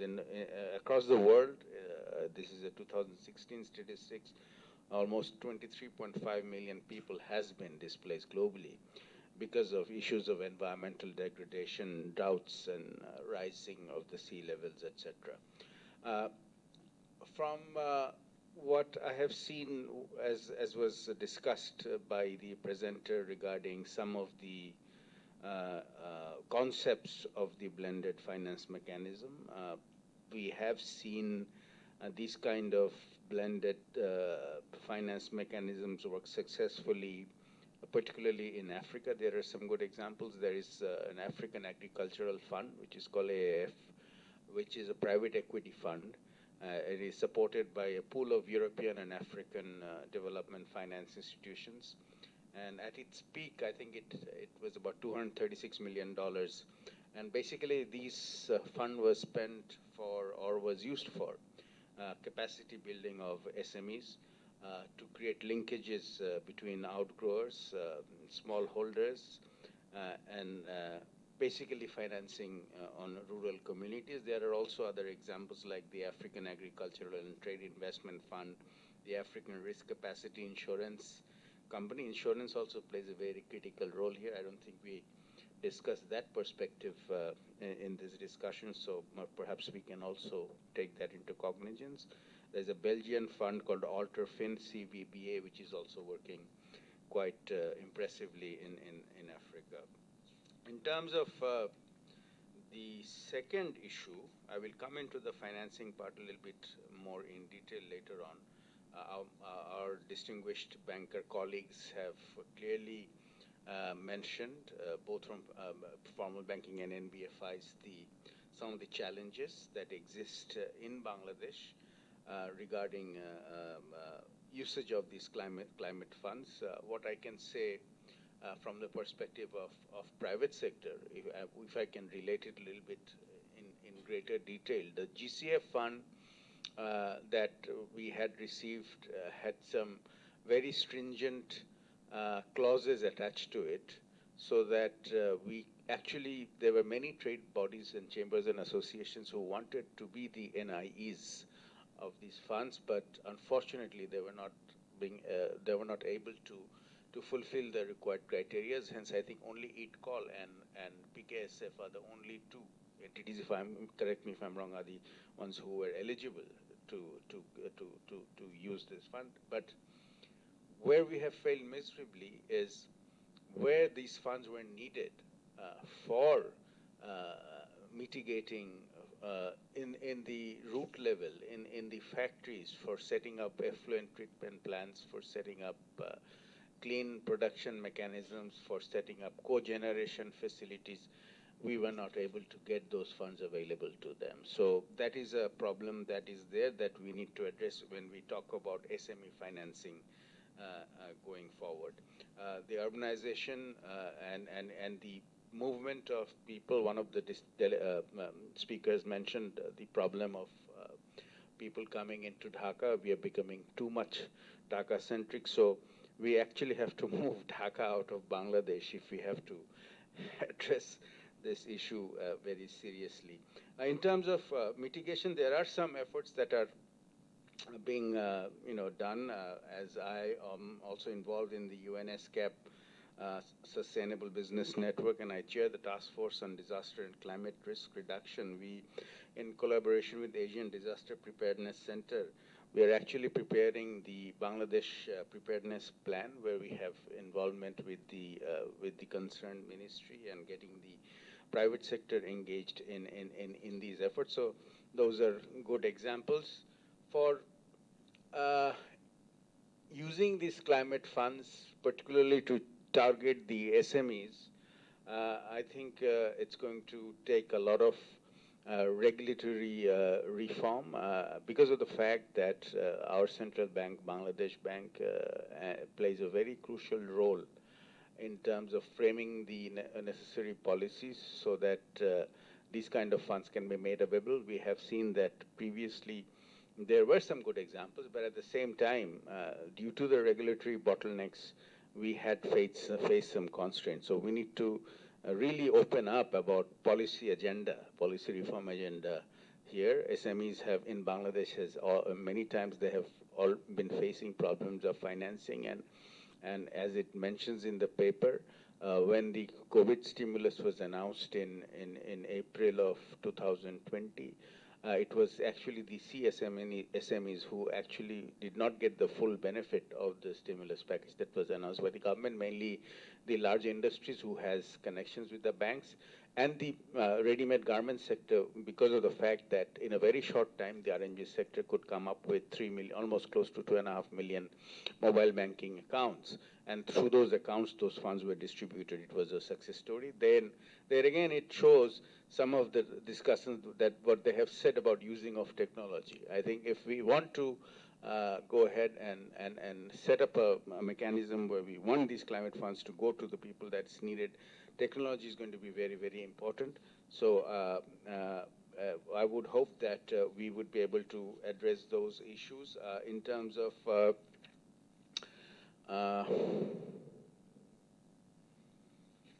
apart from that, I think, let me just mention here also, we have been talking about traditional money market financing here, but very recently, both Chittagong Stock Exchange and Dhaka Stock Exchange has come up with SME boards. So we have actually listed, first listing was done in Chittagong Stock Exchange, and very recently, I think yesterday, Dhaka Stock Exchange listed almost 5 companies in the SME board. So that could be also an area where we can engage ourselves with these climate funds in the future. And I welcome certainly from CSE or from the capital market, one of the decision makers to open up our mindset to this kind of effort. NASDAQ, I'd be very happy to know that NASDAQ has actually yesterday appreciated the SME launch of DSA, and it was widely publicized. So using of technology, policy reform, innovative ideas, as mentioned by my friend from IPDC and also Mahbub Bhai talked about matching the necessary skill set with where we want to create those jobs. I think those are the areas that we need to be focusing at. But idea is good, but we need to work together, and institutions, public and private, has to work in a very collaborative manner for this to happen. Thank you. Thank you very much, Asif Bhai, and some of the issues you have highlighted, once again, the regulatory reform issues, and also you talked about the issue of technological preparedness, because technology is going to feature more prominently in our lives, and this is indeed a good news that the SME launch in the stock exchanges, and I only hope that it can generate some resources. But again, the issue of regulatory reforms are quite important in this case also. So we are talking about SME a lot, and we have the representative from SME Foundation, the managing director himself, Mr. Mufizur Rahman is here. So we would like to hear from you. So we heard a lot about the challenges and also many examples. So what is your experience? And if you can concretely mention some recommendations in this regard. Thank you very much. Actually, I will be very brief because a lot of things that I was supposed to talk already talked by many of our colleagues. Thank you very much. At the outset, I would like to thank Dr. Wasil for a very nice presentation. Actually, we have seen how they wanted to go to this kind of blended financing mechanism. But I have actually one question. Can you go to the slide number 15? Then I have one question first of all. Then I'll give some comments on that. If we see that what actually we are going to do on these topics, that establishing a blended finance mechanism, particularly for the climate funds and targeting the SMEs. We see if the diagram from the left, second diagram, arrow down to down, internal migration from village to big city slums. That means whether we are encouraging the people, those who are climate affected, to come to the city slums, and then you will take initiative for them, or we will try to keep them over there in the rural areas and make them efficient and skilled and try to do something over there. So this is the first question. It indicates that we are encouraging people to come to Dhaka or any other big cities. You come and you have funds. You come here and you have a lot of facilities. Actually, I think the idea should not be like that. Mr. Mofiz, if I just this is not the idea. So we just the opposite. It could be reversed. Just the opposite. Yeah. For that, thank you very much for giving me the clarification. I understood that it is the idea. Actually, what I am telling that there are 4 or 5 actually issues I would like to mention. Number one, the prudent and investors-friendly policy, whether it is already prudent somewhere. And we talk about the transparency actually Bangla bole kan jhala pala hoye geche. But we could not able to make any transparent. We have lot regulatory issues. We need to actually deregulate all these formalities. Regarding the CSME fund, 20,000 crore taka, and you know that it was not disbursed by almost 1 year and more than 18 months gone. On the other hand, this was not the failure of the banks altogether. The reason is that, main reason is that it was said by Bangladesh Bank that it should be banker-customer relationship. That means those who has a very good relation with the banks, they will get the fund.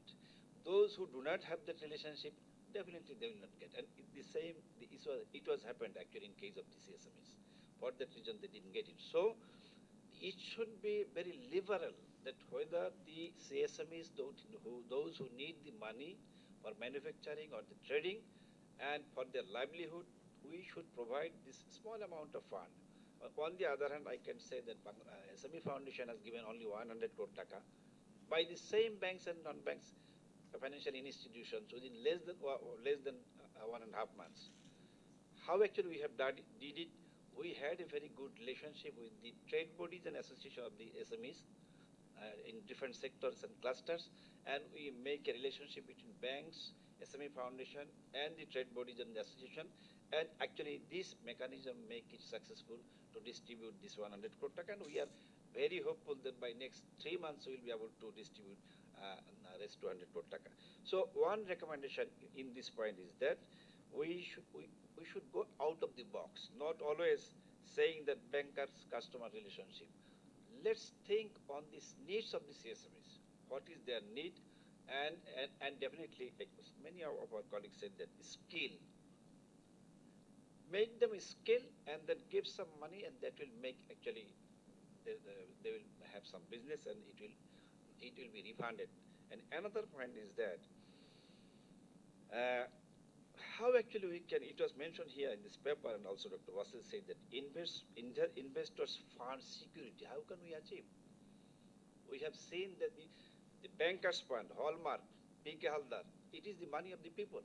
That means that they are also the investor, general public fund. But it was not secured because we have so many regulation, we have monitoring agencies. Still then, Hallmark and P.K. Haldar was actually established in the society. So how can we actually secure this fund of this blended investors fund? I think one suggestion is that incentivize those who will pay on time repayment, give them 20%, 25% reduction of their interest. They will be encouraged to pay the money on time. So I think this could be one solution.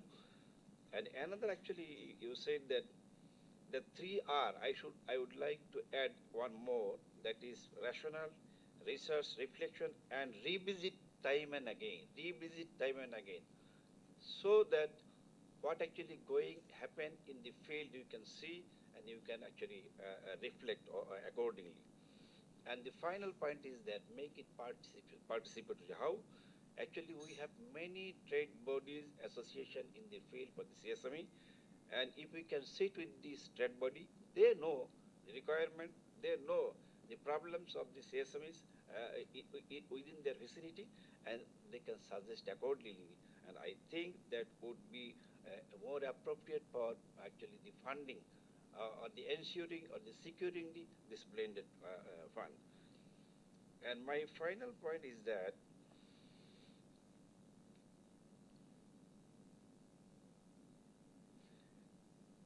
to whom actually this blended fund, we shall have to be sure that this fund is to be going for the needed people, those who really badly needed this fund, particularly actually those who are affected by the climate. So if we can identify the real needers, I mean actually who needs this fund, if we can ensure in that case, probably we will be able to make it success, this mechanism or this framework. I think I should stop here because, and just a final one point is that skill development, and actually Professor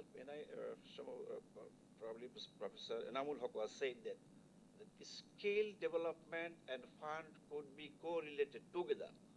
If we can make this correlation, then probably we will be able to success this program, and your mechanism, I mean the blended finance mechanism, will be a successful one. Thank you very much. Thank you very much, Dr. Mufiz. In fact, in case of identifying that who should be qualified for this blended finance, SME Foundation can play an important role in identifying the people who need it most. So I would like to call upon now Dr. Mohammad Ghulam Rabbani, who is the head of Climate Bridge Fund Secretariat, so at BRAC. So you have, you have the experience of dealing with this fund, directly. So if you can also share some of your experiences. Thank you. Thank you so much, ma'am. I'm honored to be invited here as a discussant, and I will share my experiences on Climate Bridge Fund, which is a small finance mechanism established by BRAC with support from the government of Germany through KfW. And our portfolio is about 22 million euros. And we started our operation since January 2020. And we have two major windows, climate change window and emergency response window. And under the climate change window, we have 11.735 million euro, and under emergency response window, 10 million euro. But it's a different type of mechanism. This is not like grant or loan or anything that we provide from this fund. We invested about 12 million euros, 11.735 million euros in a 5 years treasury bond, and every year we earn from this investment and use this income to support the projects, adaptation projects to be implemented by NGOs in 5 specific locations. These are Khulna, Satkhira, Barishal, Rajshahi, and Shirazganj City Corporation municipality areas. Our primary target is the climate migrants and also vulnerable people. Just to give you some update, under climate change window, we awarded 4 projects in 2020, and another set of 4 projects are under process to be awarded in 2021. And under emergency response window, we have awarded 14 projects to be in the field in next couple of weeks that will address COVID-19 implications in these about 14 districts. So one of the projects that I would like to mention here that is being implemented by ultra poor graduation program of BRAC. They are targeting 4,000 women to develop their skills and employ in Aisha Abed Foundation. So 90% of these targeted women will get job placement at Aisha Abed Foundation. So this is one of the examples that we are targeting. So under this mechanism, we are working like that. But let me give you some focus on also climate change and some of my points on the blended finance mechanism. On the climate change arena, as you know, as many of us already aware about the recent 6th IPCC assessment report, which has been published in the last month from the first, working group 1.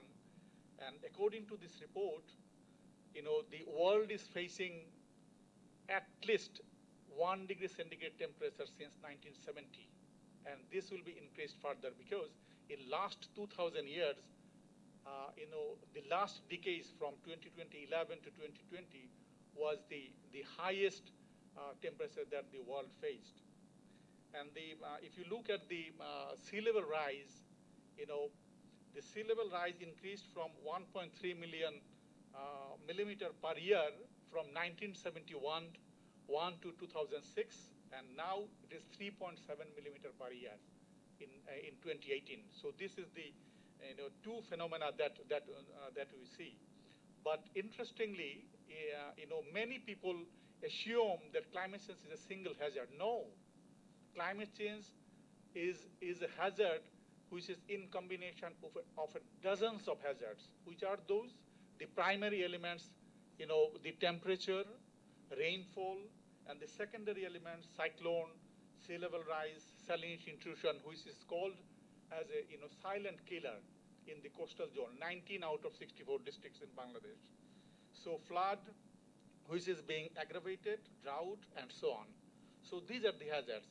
And I will not repeat on the migration pattern, but I will just make a projection, from the report that Professor Mizanar Khan was saying, and which has been updated in just 2 years back. 1 in every 7 people will be displaced, migrated in Bangladesh by 2050. And 1 in every 45 people will be displaced in the world. So these are the projections. But regarding the blended finance mechanism, as you all know, there are different type of financial mechanisms that exist in the world. So this is new mechanism, and for me this is interesting. But there are some issues that I want to raise here. My first point is, we have been arguing in the climate negotiation process since long, before Bali Action Plan in 2007, that the development finance, ODA, official development assistance, and the climate finance should be completely new, separate, additional. But now, if we try to mix this climate finance, adaptation finance, mitigation finance, and development finance together, so there might be another argument then why you are again mixing it up when we wanted to discuss this long back in 2015 in Paris. So this could be a question. So I think we need to be very careful to integrate this this issue in the mechanism. The second thing is, we understand that all adaptation actions may be called as development, but all development are not adaptation because of climate integration. So how do you integrate this adaptation priority and development priority in this blended finance mechanism? And my third and last point is, there are some development partners, because you are welcoming the development partners in this mechanism. There are some development partners, they don't really like their resources to be used in microcredit cycle, loan mechanism. There are examples. If you want, then I can give the name, but I don't want to give the name right now. But, that's why, these are some of the questions that probably you need to think about. But I will just put, some of the challenges that we are facing and we faced in last 2 years in this climate finance mechanism. Number one, the need is huge, but we are very small finance mechanism. And the second thing is eviction of risk.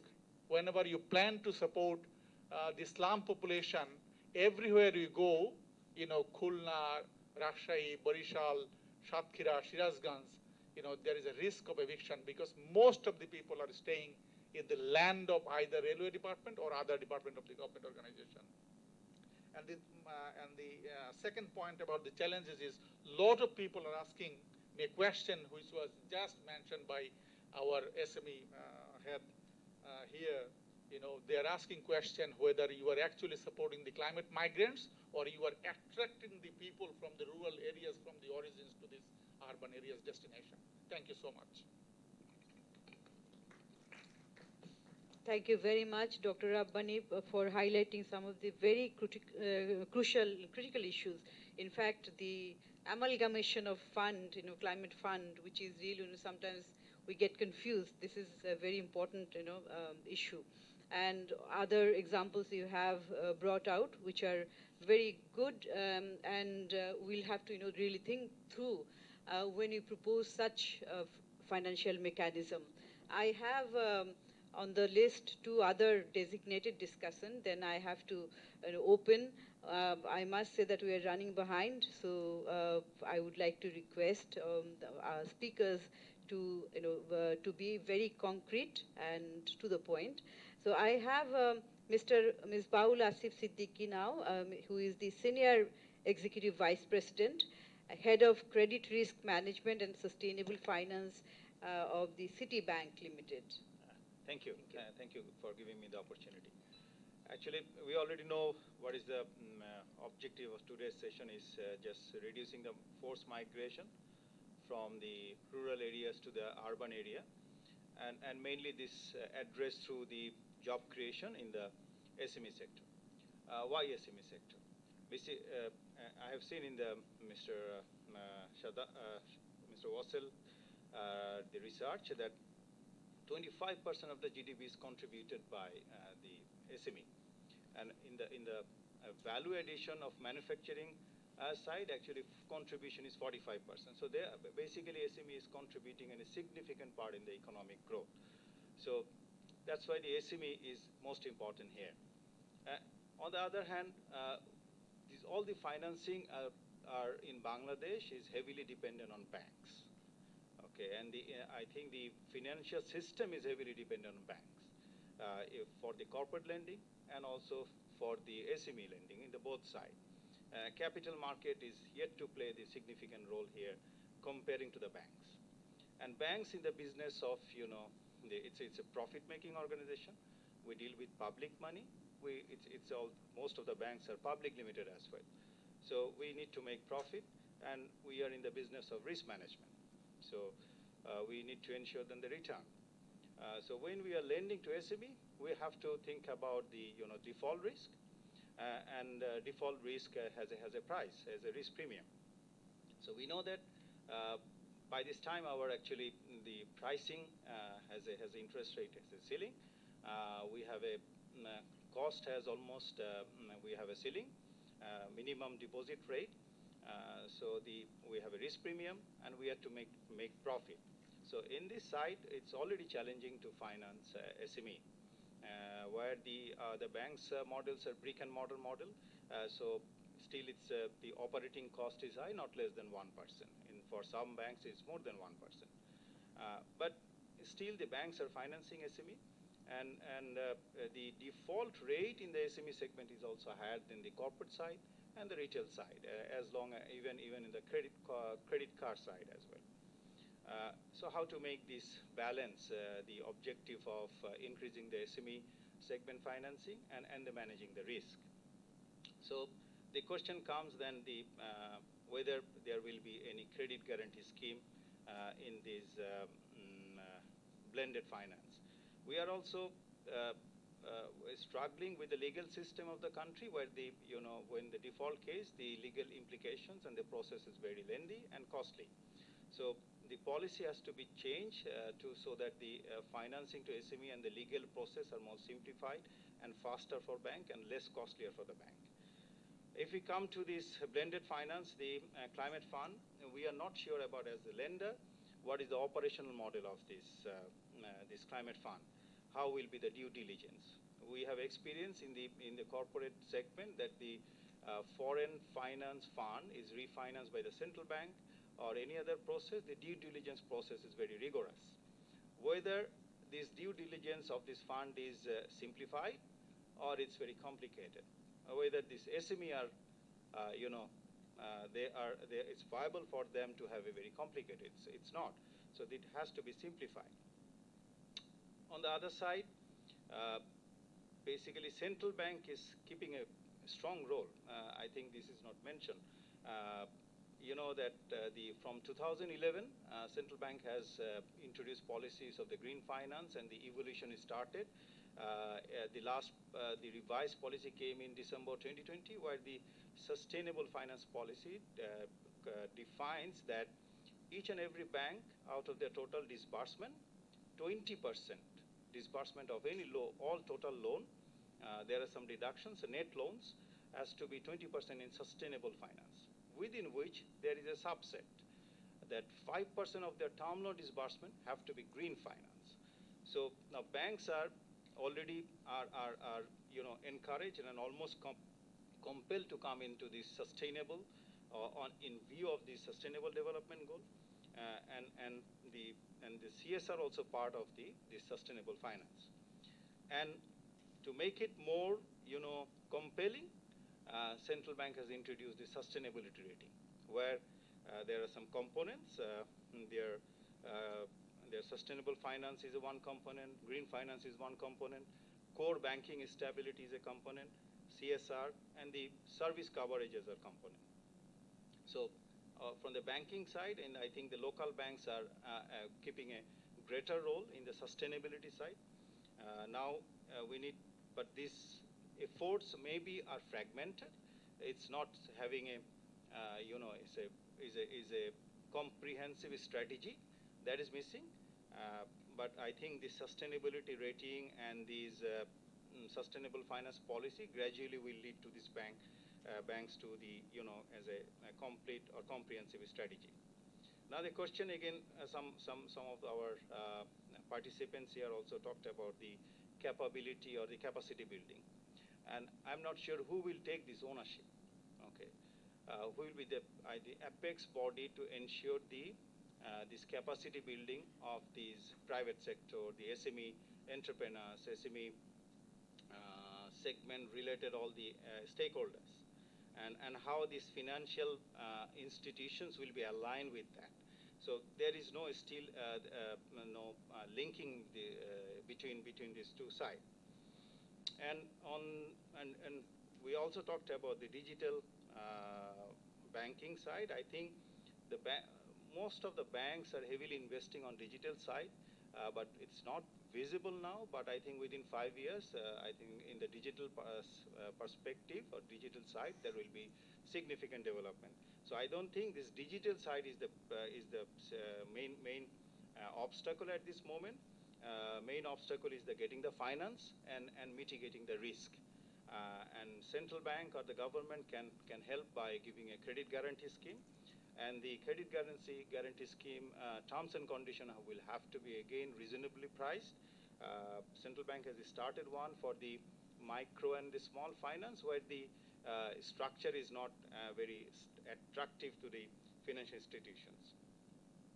And central bank has also formed a national committee for the green bond policy. So one of the committee is working. Our bank CEO is one of the members among the all banks, and I think Mr. Momin is also one of the members from the NBFI. So when we see about the financing and the banking, I think SME somehow gets overcrowded by the other finances, somehow overshadowed. Even you see the stimulus package, I think the smallest distribution is for the SME sector and the CMSME sector, where actually the affected by the COVID is also there, the most, I think, affected side. Everyone is aware of this, difficulty to manage the operational side of the SME lending. So banks, need more hand-holding from the regulators, from the government, to make this, financing easier and cost-effective, so that the risk premium is also is managed or addressed. Thank you. That's for my part. Thank you very much. I think we are losing people because we are running behind the schedule. So I would now like to request Mr. Misbauddin Ahmed, General Manager and Head of Corporate and Green Finance of IDLC Finance Limited. So if you can just, after all these discussions, if you can also share your thoughts on the mechanism which we have proposed here. So what do you think and how it can be made, operational and successful?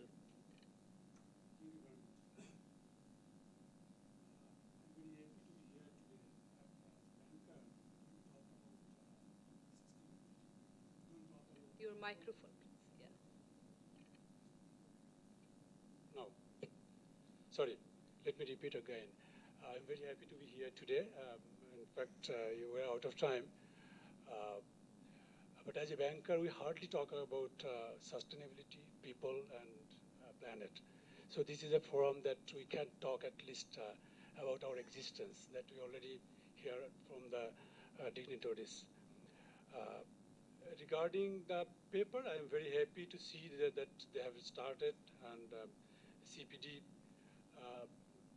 has come up with a solution. But I want to question that if it is only financing gap, is it only financing gap? I think there are some other issues. That is how we can create the business, how we can plan the development perspective for those people who is migrating, or for that locality. I think that should be addressed, and that cannot be addressed by the bankers or people sitting in this room, that is government and other entities, those who are sitting for macro development. For financing area, we already talked about different avenues for blending financing. I think GCF is there already. We talked about that. Bangladesh Bank has a very small direction for banks, that is 10% of CSR fund that can go climate investment directly. We talked about green finance a lot because that is for industry. This is a very clear demarcation. It's not industry. You're talking about the vulnerable people in the coastal areas, that people are migrating from there. So we need to address it separately. As Dr. Rabbani said, we have to think here differently. We have to structure here differently. It's not a matter of blending CSR fund, consular funding, and banking funding. I think there is something more. BRAC has had some experience. So as a banker at this stage, I think we should think prudently how we should go about this. Bankers are there. SMEs, we are funding SMEs. IDLC being a NBFI, we have focus in SMEs. Our 42% portfolio is in focus in SMEs, and it is most successful business of us. So we have no issue. Bankers have no issue to funding SMEs or MFIs or microcredit finance funding, but there should be a solution. Definitely will be there if there is any scope. Thank you very much. Thank you very much. In fact, blended finance, it's a relatively new concept, and it is yet to be tested. In many countries, it has been applied, and some success have been found. but we are, we are still, it is an evolving area. So many speakers have mentioned that we should be careful which fund should be part of this and which should not be, and because there is an additionality issues there, because sometimes funds go everywhere, it is overlapping. So I think our designated panelists have spoken. So I would now, open the floor. There are many other distinguished panelists, because as I have mentioned earlier, that we have invited a selective panel, a selective list of guests here who can really contribute to the discussion. So, but now that we don't have much time, so I would like to request the speakers to confine their comments within 2 minutes so that we can go home before the sun sets. We can't see here, but I think it is already 5:30 or more than that. Yes. Mahbub, did you want to speak? So I'll open.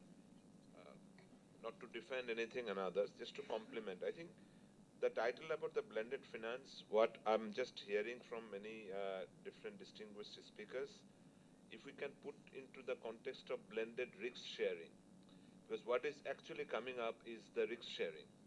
Because the awareness, the understanding, and the importance, I think it is growing. And I think everybody has got a genuine interest in their respective capacity to provide support to this cause.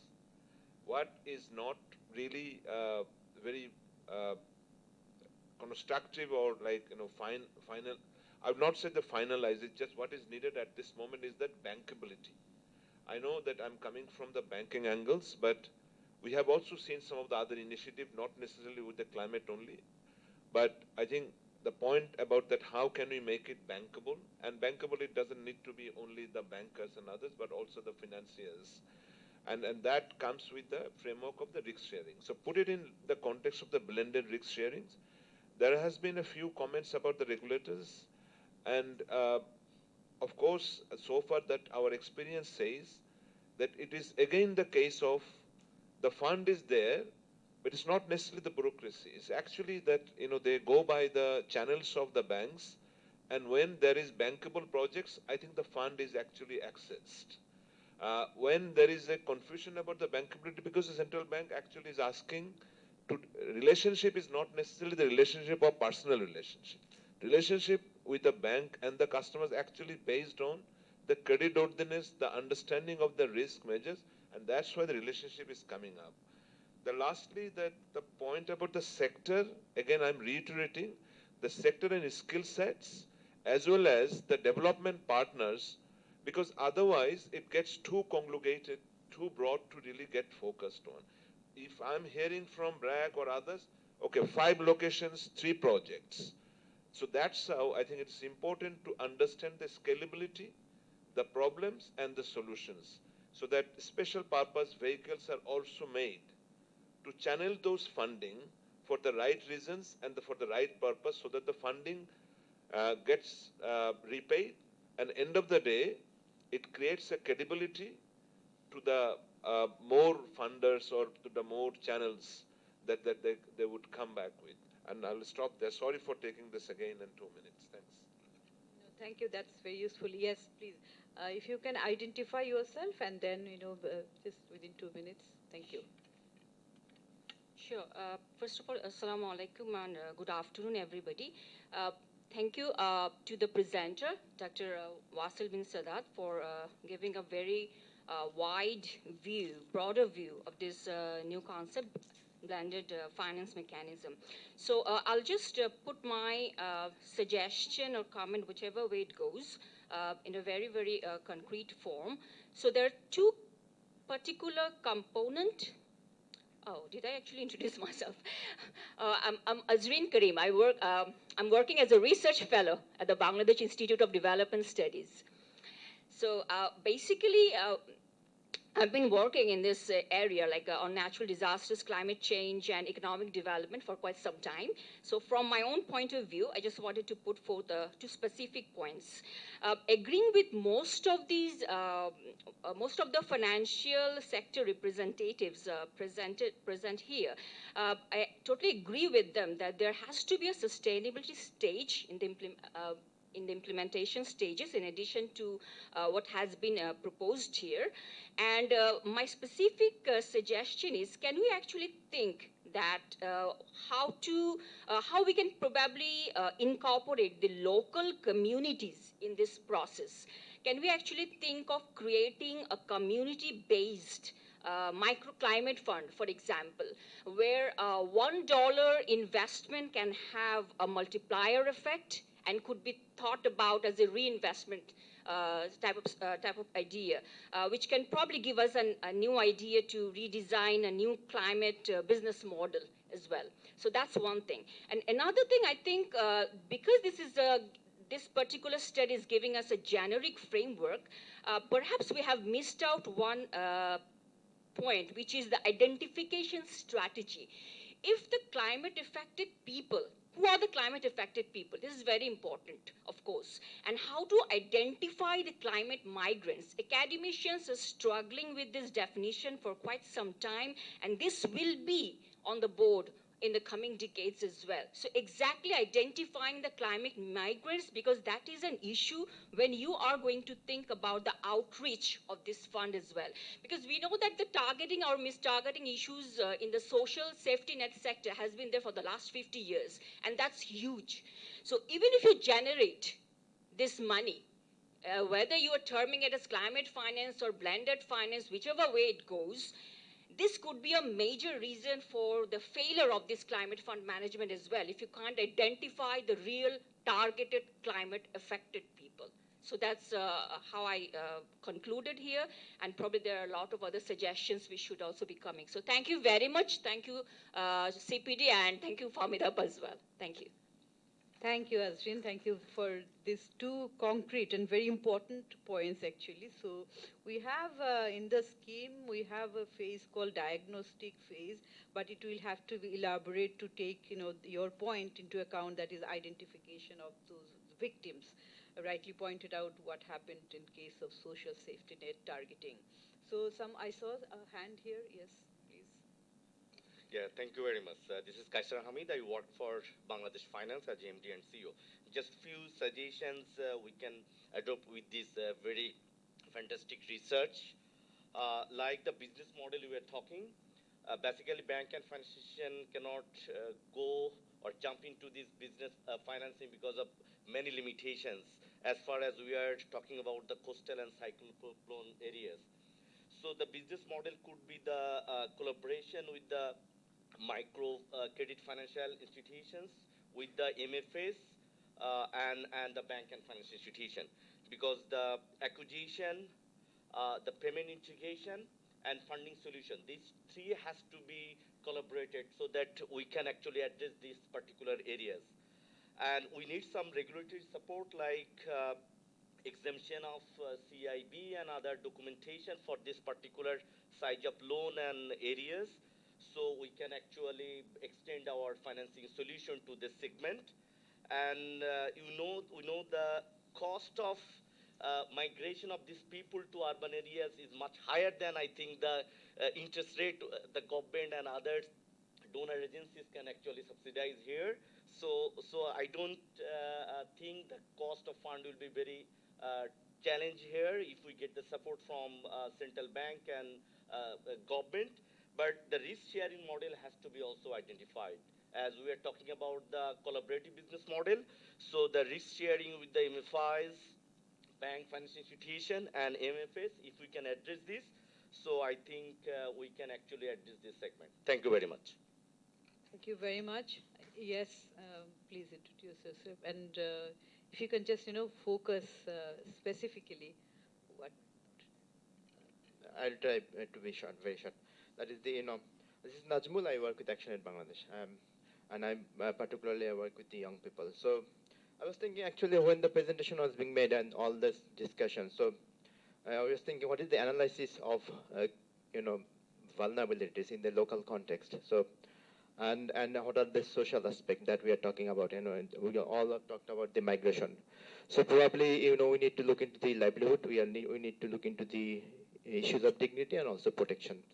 So in that aspect, I really feel that we need to actually, you know, engage the other stakeholders of governments and NGOs and also private sector. So to develop that innovations, what are the innovations we are offering to the community to stopping that migration and creating that enabling environment for the community or resilience in the society. So probably with the leadership of community and with the leadership of particularly on the young people, so where they have the finances available to develop that innovation, I feel that we need to promote that innovation really. Thank you very much, ma'am. Thank you very much. Yes, please, with Dr. Fazli Rabbi from PKSF. To give me the chance, I'll try to be brief. Actually, me, Fazli Rabbi Sadiq Ahmed, I'm working at PK. So I'm just want to share some of my experience to work with Green Climate Fund. As you know, PKSF is the accredited entity to Green Climate Fund under UNFCCC and Adaptation Fund as well. In fact, we are implementing 2 projects from GCF.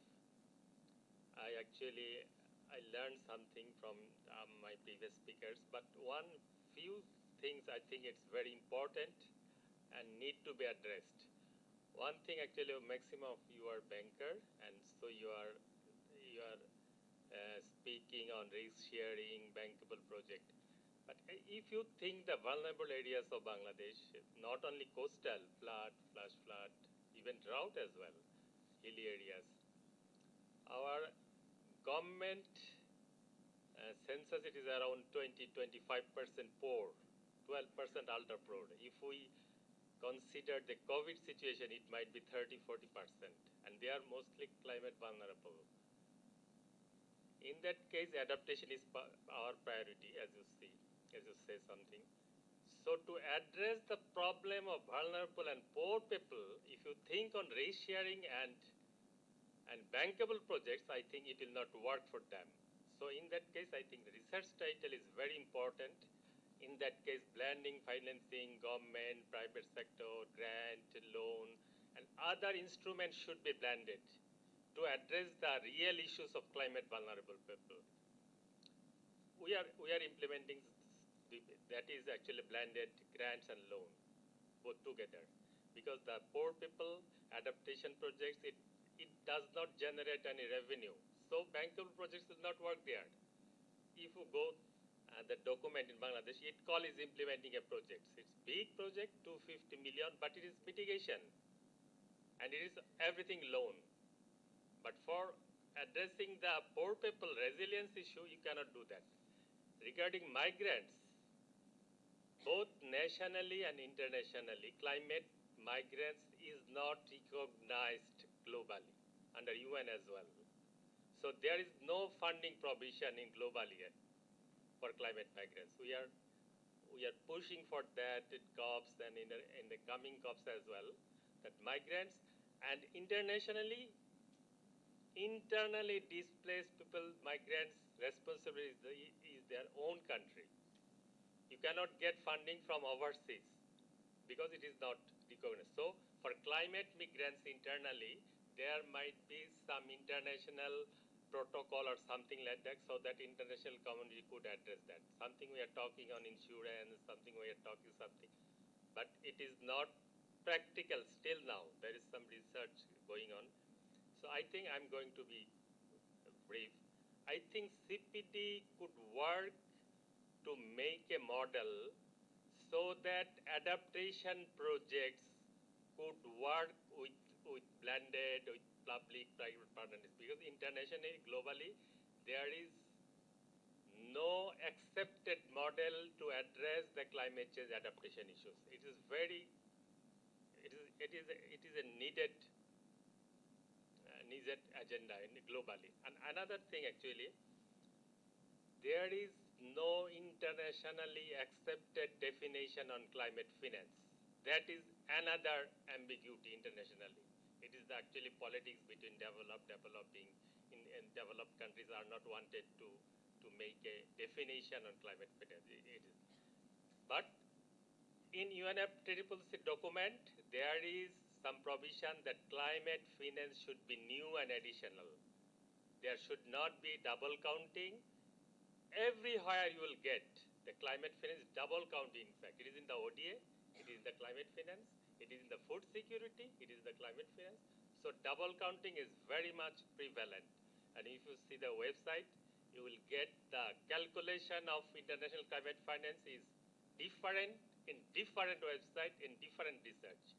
So I think internationally, the issue of climate migrants, the model for climate change adaptation projects, and the issue of financing of climate for both for climate change induced displacement center as well as actually when climate migrants happen. It happens when the adaptation is not working well. So people are bound, pushed to migrate from the original place. If you have concrete comments on this one. Okay, thank you very much. So this is I know this is a very vast area. Thank you. Many dimensions are there. Okay, so thanks a lot. yeah, of course. Any other? Okay.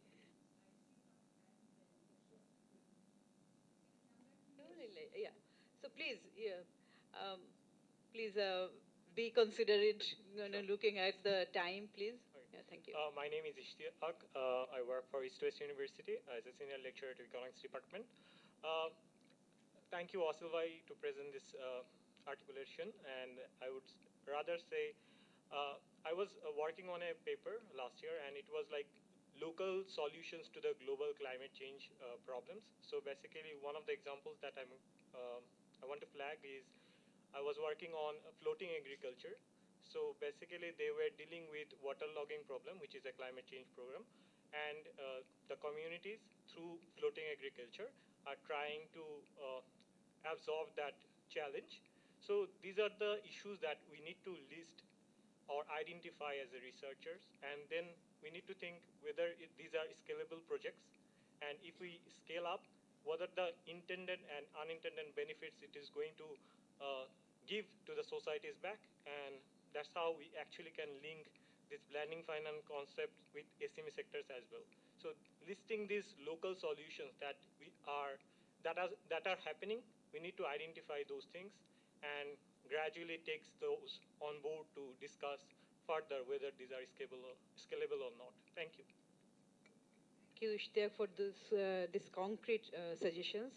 I see another hand, please. Thank you so much for this opportunity. This is Shumon Chandra Saha from SME Foundation. As you have already mentioned, that I will put some two specific, you can say, comments or observation. I do agree with the comments provided by Professor Enamul Haq sir, and based on this, I will what could suggest to an issue, that governance issue actually, as it is an opportunity, and we have some cases we have some experiences for funds in our country. So I propose some independent or something different or individual mechanism for this fund. I think you are well aware that in SME policy, something is said that wholesale lending agencies, government is proposing something like that, and in the 5-year plan, government is thinking about some SME development agency, something like that. So I think this could be an option for this. And on the other hand, for the challenge issue, that means as we are targeting the SMEs, actually SMEs are well versed, but if the country perspective, if you can say, if you can see, then it is better to be say MSME than SME, because as per the definition SME is actually especially the medium or especially the basically the emerging corporate. Okay, so if we consider the cottage or micro in particular, because we are thinking about the migration, we are thinking about the what called vulnerability issue. So I think it's better to consider the micro and the cottage entrepreneurs. Thank you for hearing me. Thank you very much. Any other hand? Someone from BRAC Bank, Mr. Shariar. Yeah, I see your name. So you are from the department. You are a senior manager and working on sustainable finance. Right. So you have anything to say? Yes, a lot has been talked about already by my respected colleagues from the banking industry. So the one thing is that financial issue is not the problem right now, the way I see it, because we have so many funding opportunities and ventures. So what we really need to understand the basic concept of climate migration and why these people are migrating from their livelihood. And we are talking about people who earns 5,000 to 10,000 taka per month, and they don't have any permanent address as well. So all the bankers, they really know how difficult it is to finance this particular thing. So some community-based initiative, as well as some diversification of livelihood options in the local community, and also the MFI linkage thing should be one of the great idea in this regard. So thank you. Thank you. Any other hand? Mizan Bhai, I'll give you the floor, but I'm just exploring because since you were here till now, so I don't want to, miss out anyone. So if not, Mizan Bhai, anyone? You have any question or comment? Yeah. Okay.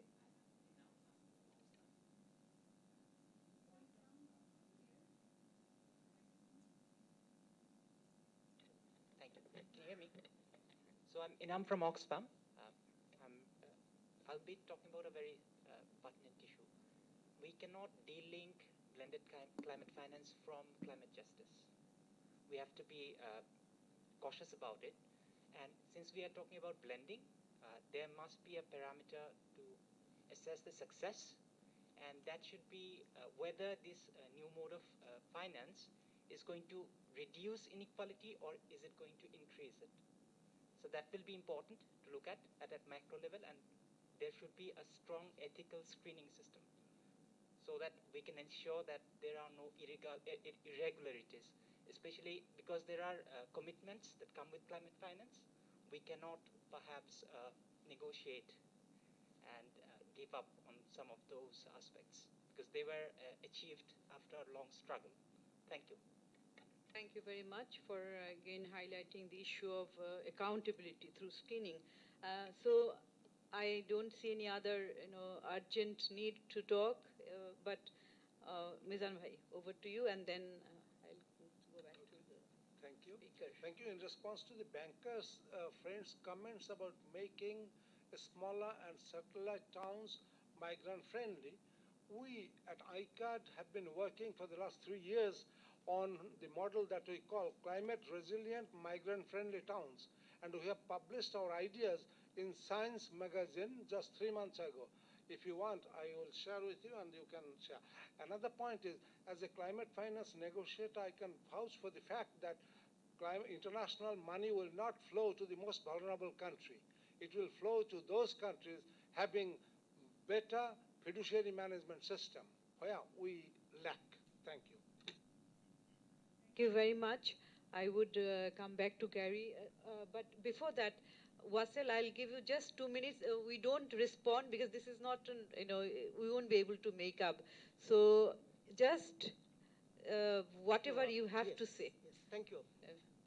Thank you, Appa, for giving me this 1 opportunity. minute. No, Appa, 2 minutes, please.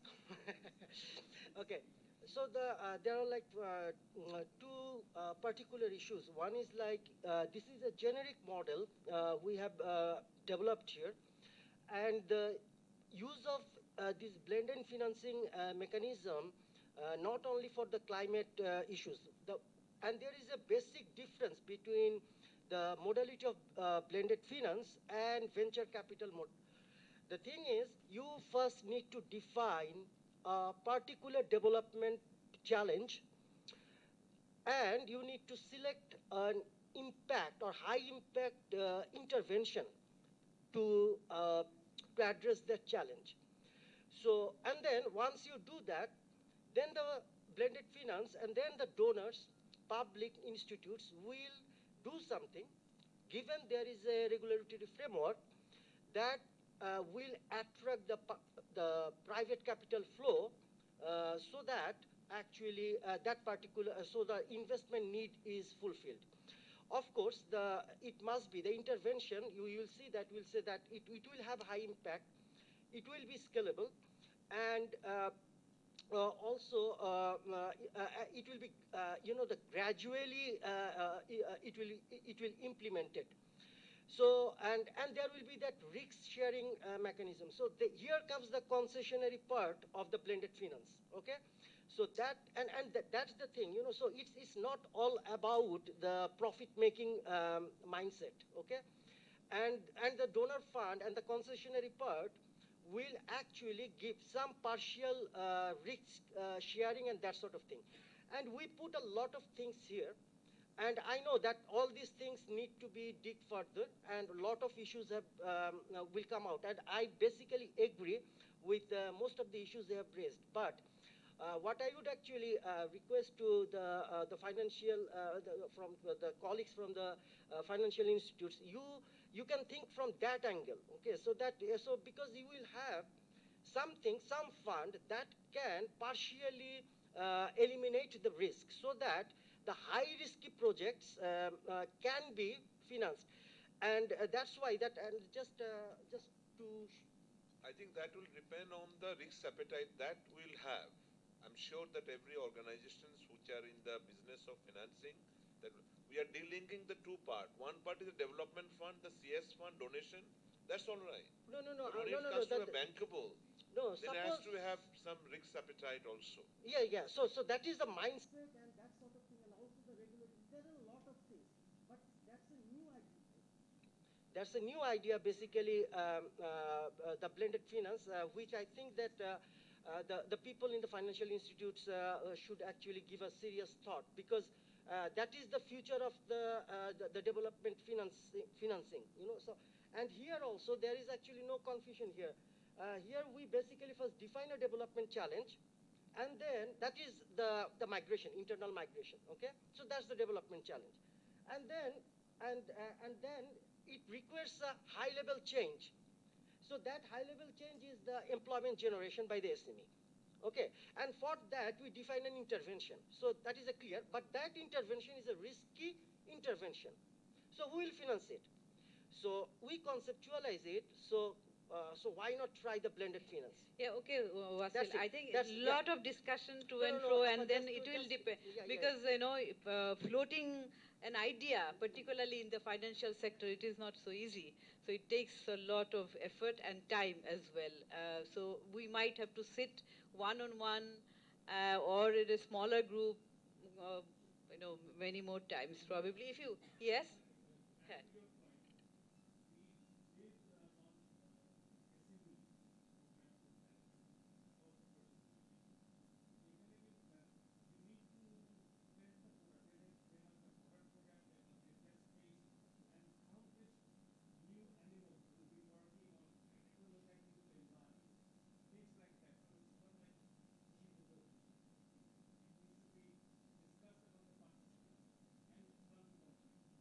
Absolutely, because the national important project also has got, like the roads and highways and others, also has got a toll mechanism and the buyback guarantee by the government. So then money will come.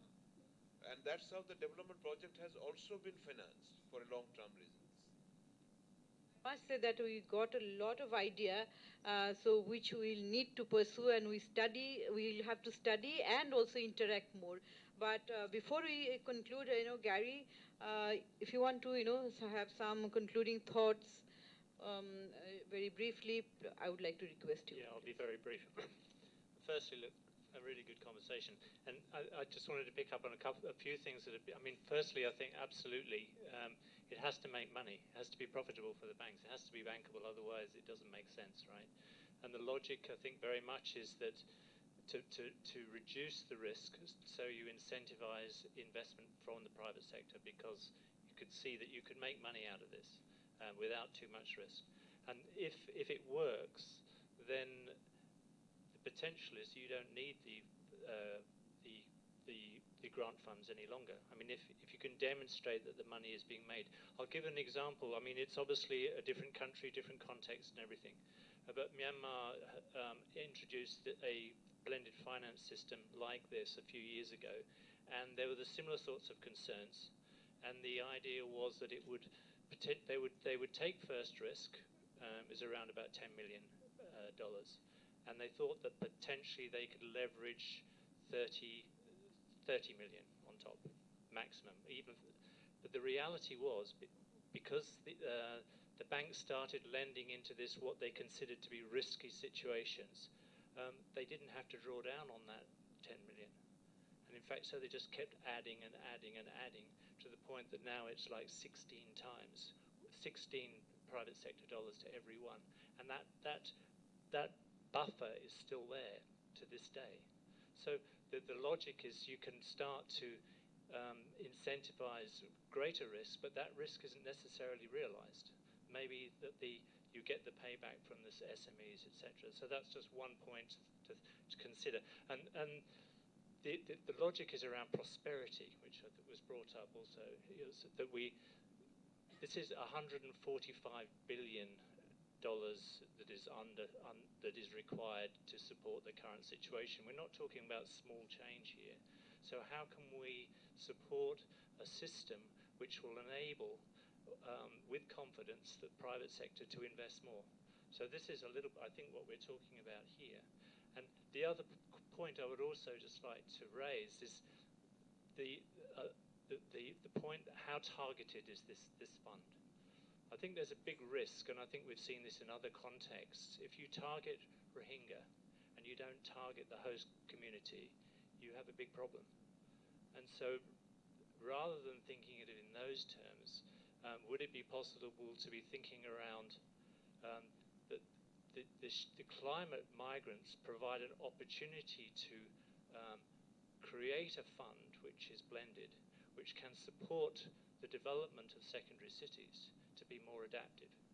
So that's an adaptation strategy in itself, that green growth in a secondary city.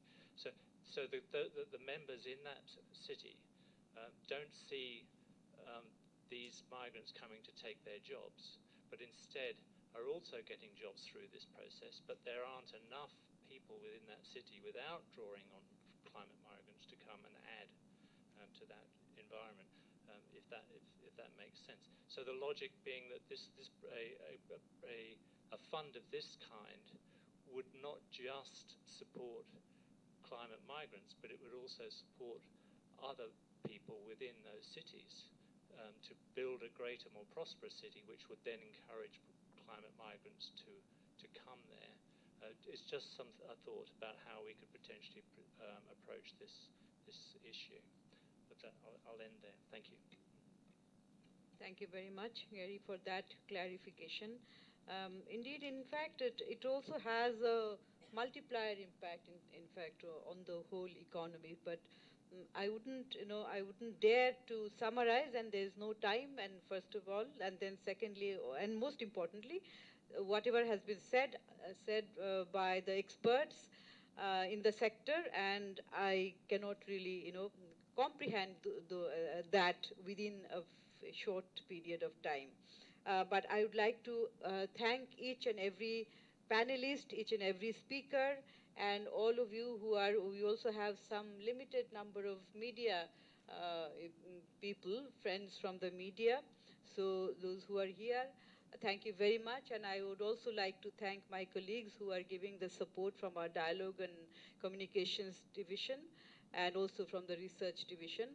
So, and thank you all. And we have some refreshment.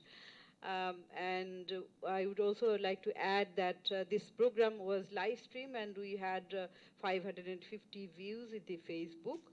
So it will be there. We can watch it later also. Thank you.